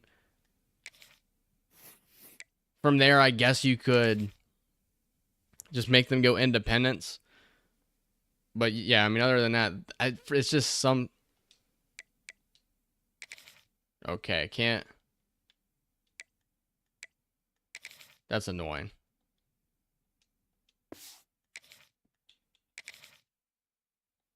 All right, gonna have to back out of this. That was not something I thought was gonna happen. Every user team has to be ready to advance in order for me to advance weeks.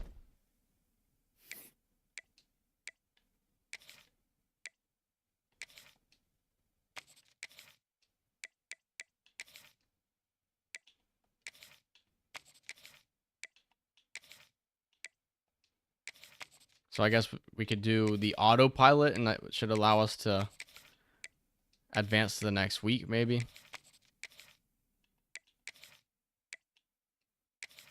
I don't know why it loaded an online dynasty. It's one thing I'm not really understanding here.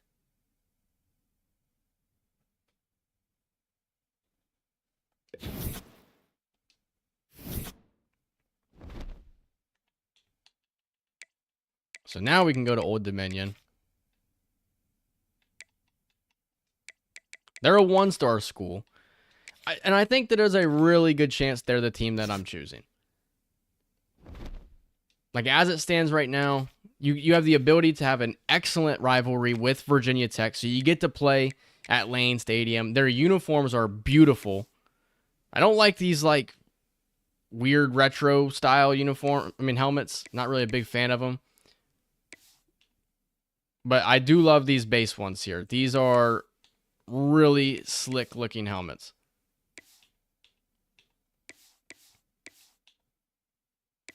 And then you have 3 jerseys to choose from. They're all very beautiful. Yeah, these are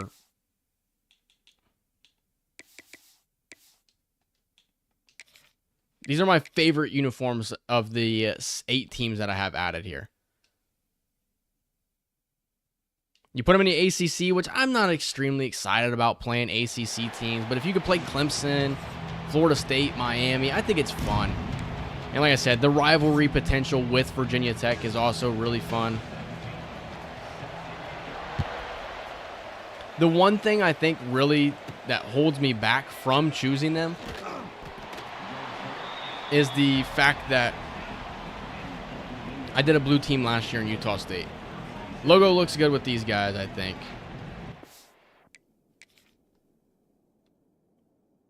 And that could be dumb. That could be dumb of me to be like, well, I did a blue team last year. I don't want to do a blue team this year. They're two different. They're totally different blues. Yeah, the logo looks good on these.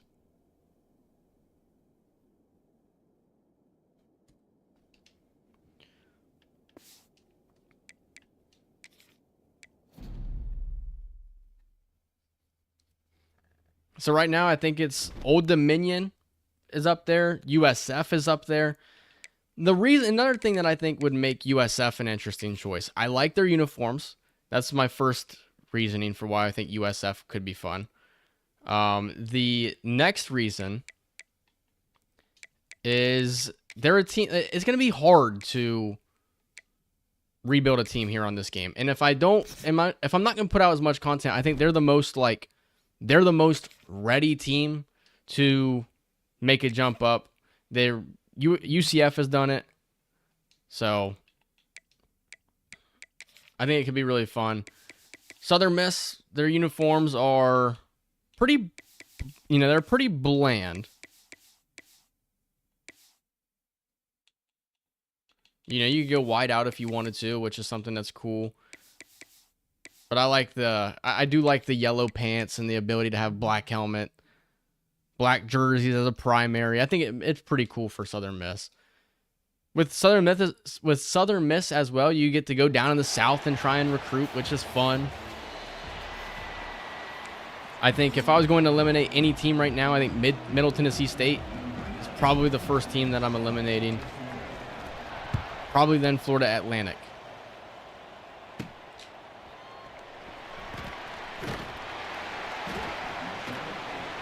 So this is a Big 12 matchup here, so kind of get an idea what Kansas's logo looks like on their uniform.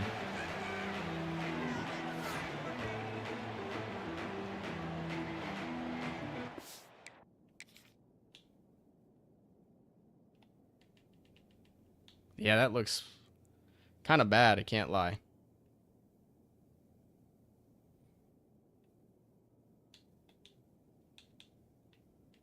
I mean, like, is it just completely black? It's kind of hard for me to see because of the sun. I mean, it's just completely black. Like, dang, kind of cutting my, that logo was not good. Cutting my options to Old Dominion.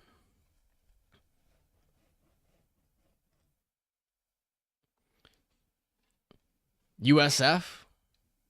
So let's look at some rosters then. Middle Tennessee State, I'm eliminating right away. I'm not even serious about bringing them in. We're at an hour and 43 right now. The tight end thing, the little experiment I was doing with the tight ends, I guess I'm going to have to wait to find my findings. Because for right now, we're just doing some dynasty exploration here. So Delaware was the first team. They have a senior quarterback, so you immediately get the opportunity to start moving on from these guys. Zach Marker's the quarterback now. Blake Brown would be the next guy in line, so there's a real good chance you could probably have a new quarterback every single year.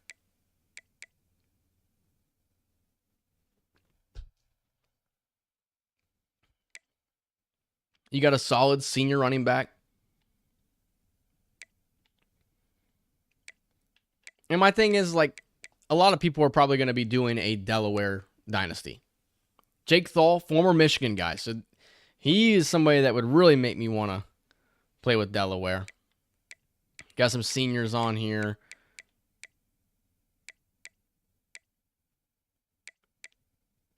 Got a lot of seniors on the offensive line. A lot of seniors on the offensive line. Noah Matthews is probably your most intriguing guy here.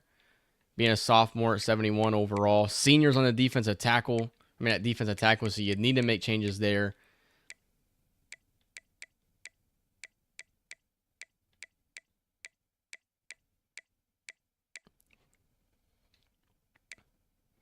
All right, so not a bad team. I think they're a really good rebuild team, but they are going to offer a really challenging rebuild. Here's USF. You got Byram Brown at quarterback. He's a senior, so you get 1 year with Byram Brown. And it looks like the next guy would be Lachlan Hewlett. He's a freshman. And you also have a senior here in Bryce Archie and a sophomore in Marcellus Tate. And it's like with Byram Brown, what kind of offense are you trying to run? I think Byram Brown would be really fun because of the speed that he has. I wish it would just show his quarterback stats here. You get here, throw power. 92 throw power is really good. You get 1 year with Byram Brown. You get the chance to show yourself what you can do with a really good quarterback. Then at running back, you have Cartavius Norton, who's a senior, and then Sam Franklin, who's a senior. Quan Powell, who's a senior, and then finally you get to somebody else in Alvin Isaac, who is a sophomore, and then junior Jalen Johnson. So you have to start recruiting running backs really soon. Then you have Keyshawn Singleton, who's a freshman receiver. So that would be really fun. Chaz Nimrod Jr., Mudia Rubin is a junior. Tyler Williams, a sophomore. Okay, so you're kind of good on receiver. At tight end, you have Wyatt Sullivan, who's a junior. You have to make some changes on the offensive line early. A lot of seniors. You take away these seniors, and the offensive line looks really, really bad. Cole Skinner's like the one guy I guess to be excited about. Maybe Adam Forbes. The defensive line, like your edge rushers here, seniors. Rico Watson's a senior. DJ Harris. So this is a team that I think that like year one, I think there's a good chance you could probably go like 8-4, 9-3 in year one. But the year after that, there's a lot of changes happening. Look at the 3 senior defensive tackles. Senior Rocco Nickel. Mac Harris, senior. Chavez Brown Jr. I think he's somebody that would be really exciting to bring back. Jalen Schuler, a senior. So, like, that's what I'm saying here. You have a really strong group of senior players where you could go 9-3, 10-2, maybe even go to the college football playoff in year one. But what happens after year one? Deshaun Rucker, your top corner, is gone, but you have Isaiah Guy coming. Jarvis Lee coming back.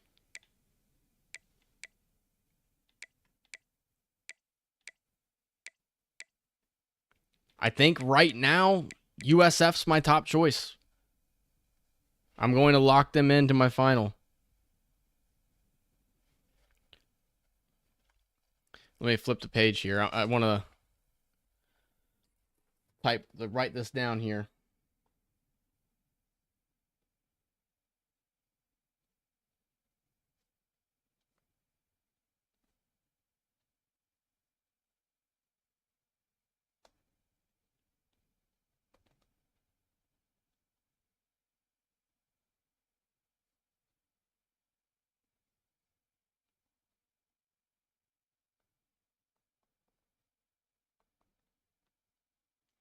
Another thing with USF, I think that their uniforms are also really nice. Let's see, what page did I write down this stuff? Okay, I can't find the page that I was writing on. Here we go. Temple's the next one. You got Evan Simon, a senior, but then Giovanni McCoy.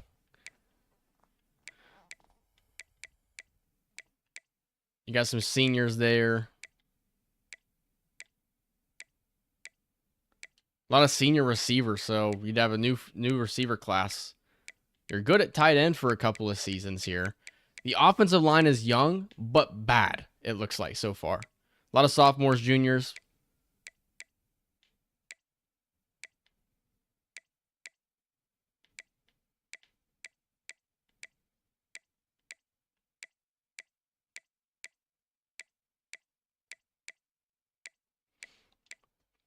They're not bad. I don't think Temple is a bad team to rebuild if you would want to do that.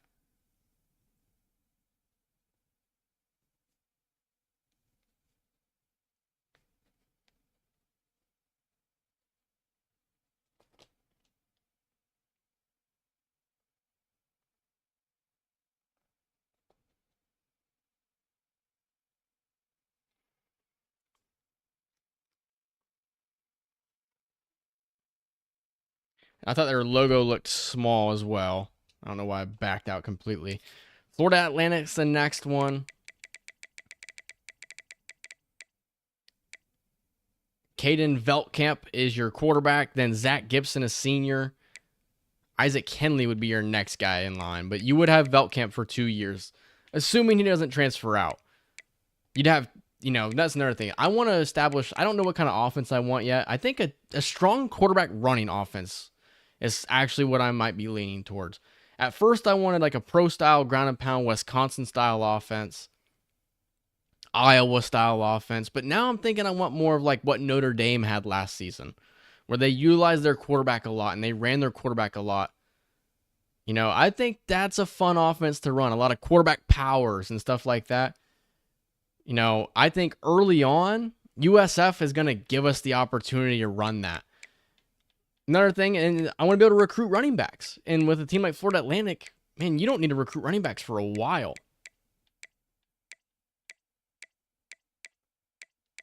I think Florida Atlantic right now, so far, looks like a team that you would start, assuming everybody didn't transfer out and you got decent development. There's a lot of underclassmen here, and if you can recruit a couple of positions well, they're not far from being a good team. And I think that's where that's what I'm going to say about Florida Atlantic. Good team that's going to get better fast.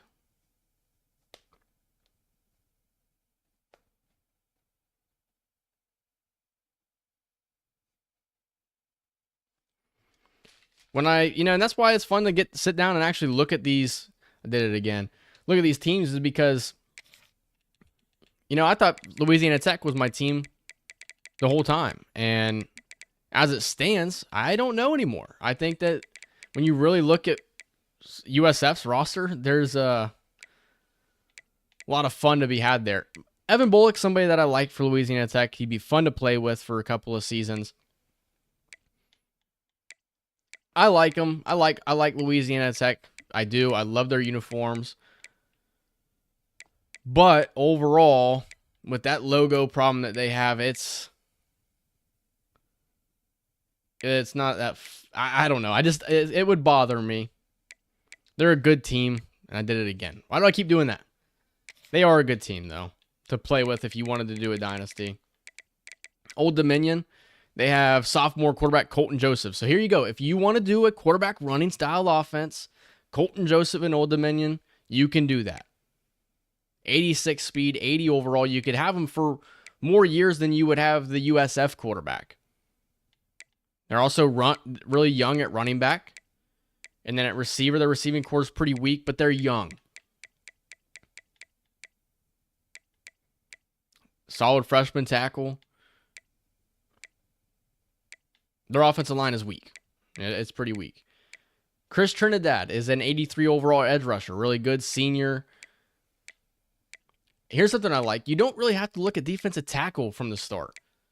So that's actually interesting. You have a senior Jason Henderson, really good linebacker. This is somebody that you could get drafted early, so it could help you out immediately as far as pro potential goes because of how high he would potentially get drafted. Cornerback position is going to suck in the future. So Old Dominion is a top contender for me.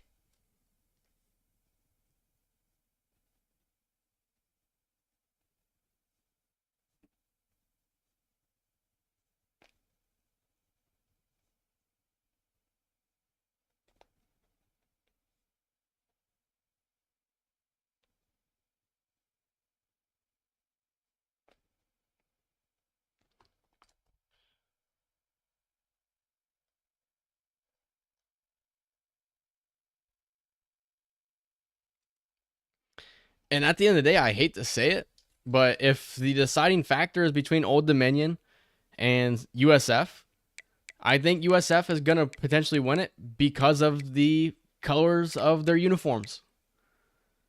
Here's Braylon Braxton. So you do get the opportunity to run with a quarterback when you have a guy like Braylon Braxton.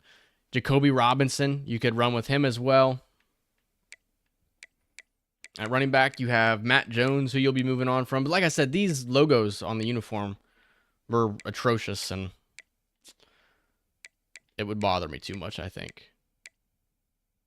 Worst case scenario, what you could do is USF in 2026, and then you go Old Dominion the next season. Their offensive line is not bad. Really good corner here in Josh Moten.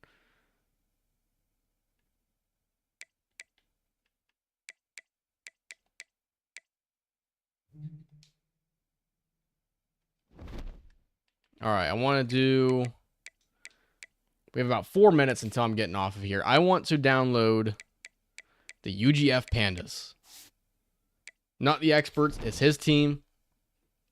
The reason I want to do this is I want to go over here just real quick, just to see, is there even a chance that I would consider a team builder team? I think they're probably just UGF, huh?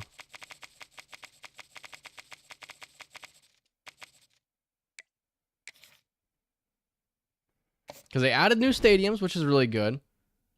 Also, with the logos here, that looks weird why it's like that. Okay, it fixed itself. I won't crap on them too much here.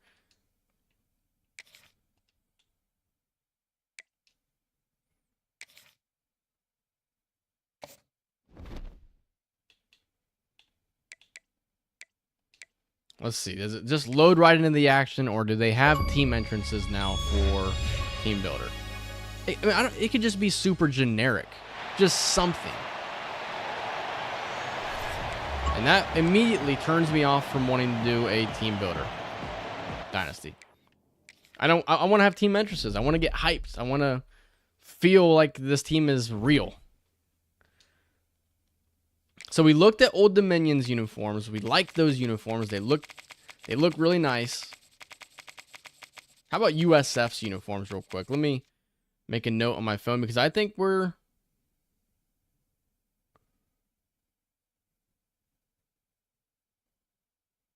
getting some clarity on what I want to do as far as the dynasty goes.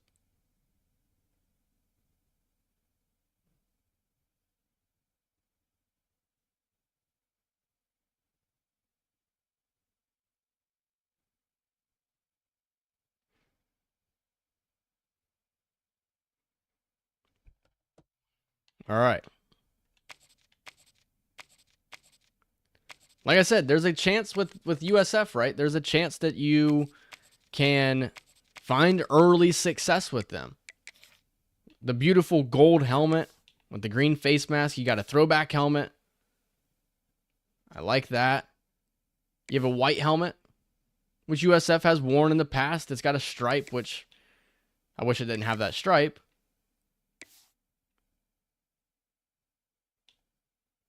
You got a black helmet you could rock. But I like the straight up gold. It's my favorite. It's my favorite little helmet that they have. You have a green jersey, a white jersey.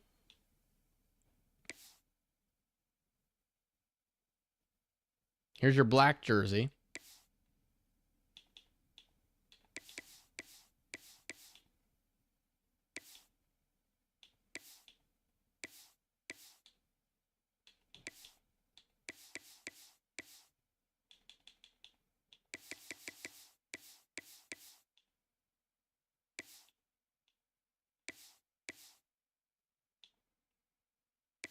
I wouldn't go with the white. That wouldn't be my choice for my away uniform.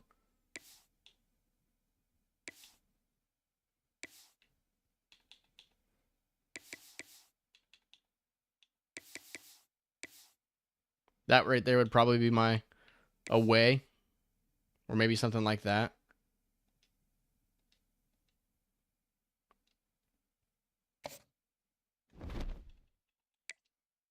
Real quick, I want to continue this dynasty that we just had.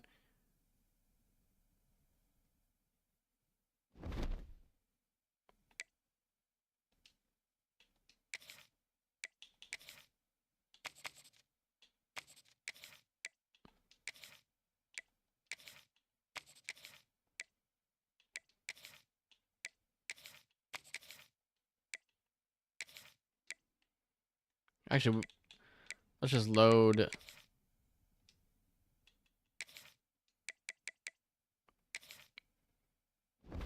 I just want to get one more look at their... I wish I could see what their star rating is here. I guess we could. Let's go.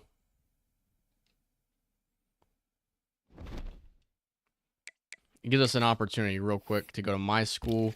They're a 1.5 star team. They have D championship contender, D- program tradition. So that's something you have to change. C+ campus lifestyle, D stadium atmosphere, D+ brand exposure, C+ academic prestige, coach stability, athletic facilities. I think, and then let me switch over real quick to Old Dominion.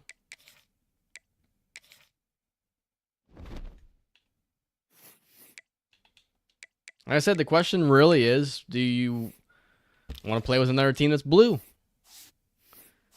They have F, program tradition, C, campus lifestyle, D, stadium atmosphere, F, brand exposure, F, athletic facilities. They're a one-star program. Like I said, I think that the thing that makes USF more intriguing, that there's a couple of things that make each team more intriguing. With USF, you have a lot of seniors in this first year, a chance to make something happen in year one of the dynasty. I mean, you're a 79 overall team, but the expectation is that you're going to lose a lot of talent from year one to year two with the transfer portal and the amount of seniors that you have on your roster. I mean, we can go to look at the roster here, and we can sort by seniors. You have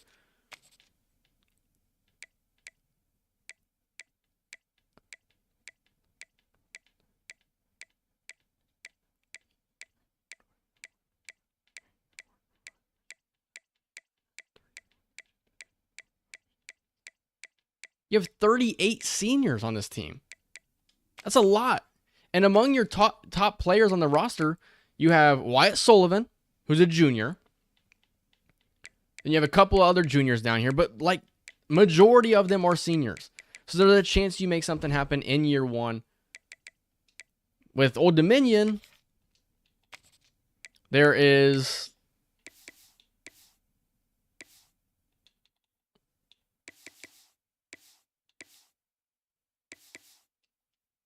with Old Dominion, there's the chance that you can make something happen year one. You're going to probably get better from year one to year two to year three, but the rest of the team around your year one squad is not great, and recruiting is going to be pretty difficult. USF, at least you have the ability to recruit in Florida.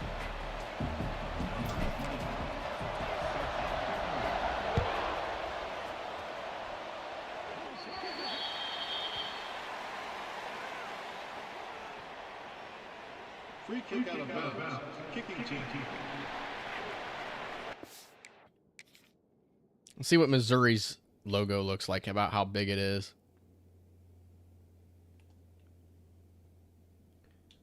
So it may just be certain teams, because I thought maybe it was like Adidas versus Nike start to get some weird looks, but like Missouri, that's what Missouri's looks like. Here's USF's.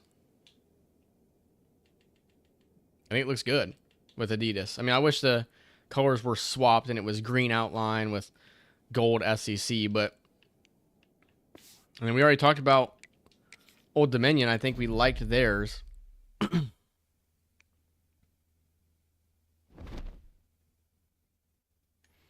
We could try and do that real quick, I guess.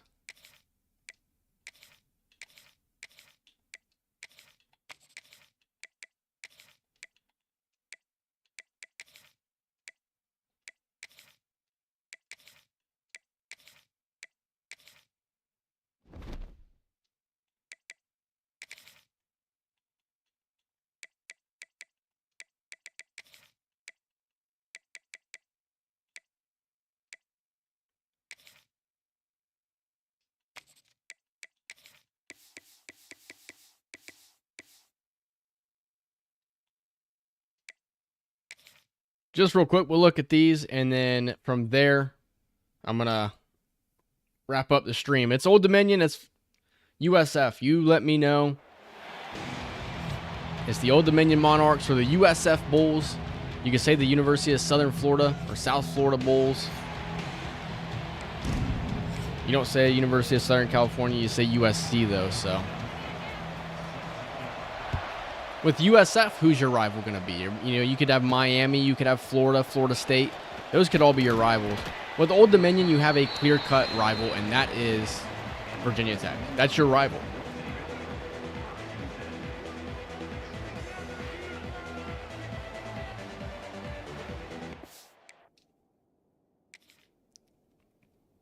I think Old Dominion actually might be the team that's a little bit more difficult to rebuild overall. but you still get kind of what I want to do as far as a team goes. So it's a little weird, a little wonky with the blue. It is what it is, I guess. It's not the worst look in the world.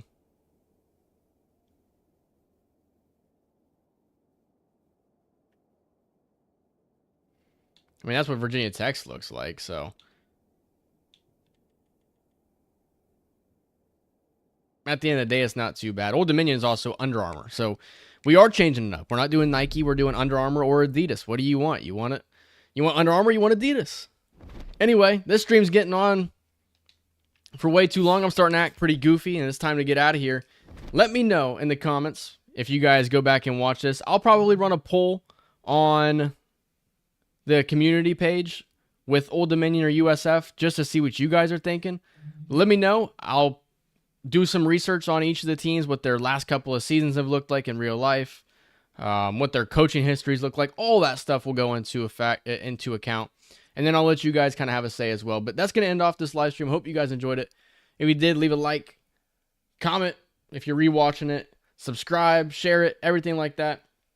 I appreciate you guys checking it out. I'll see you in the next one. And stay tuned for a College Football 26 Dynasty. You can expect that in probably a week, probably around like July 15th, July 16th. You can expect episode 1 of a Dynasty. See you, everybody.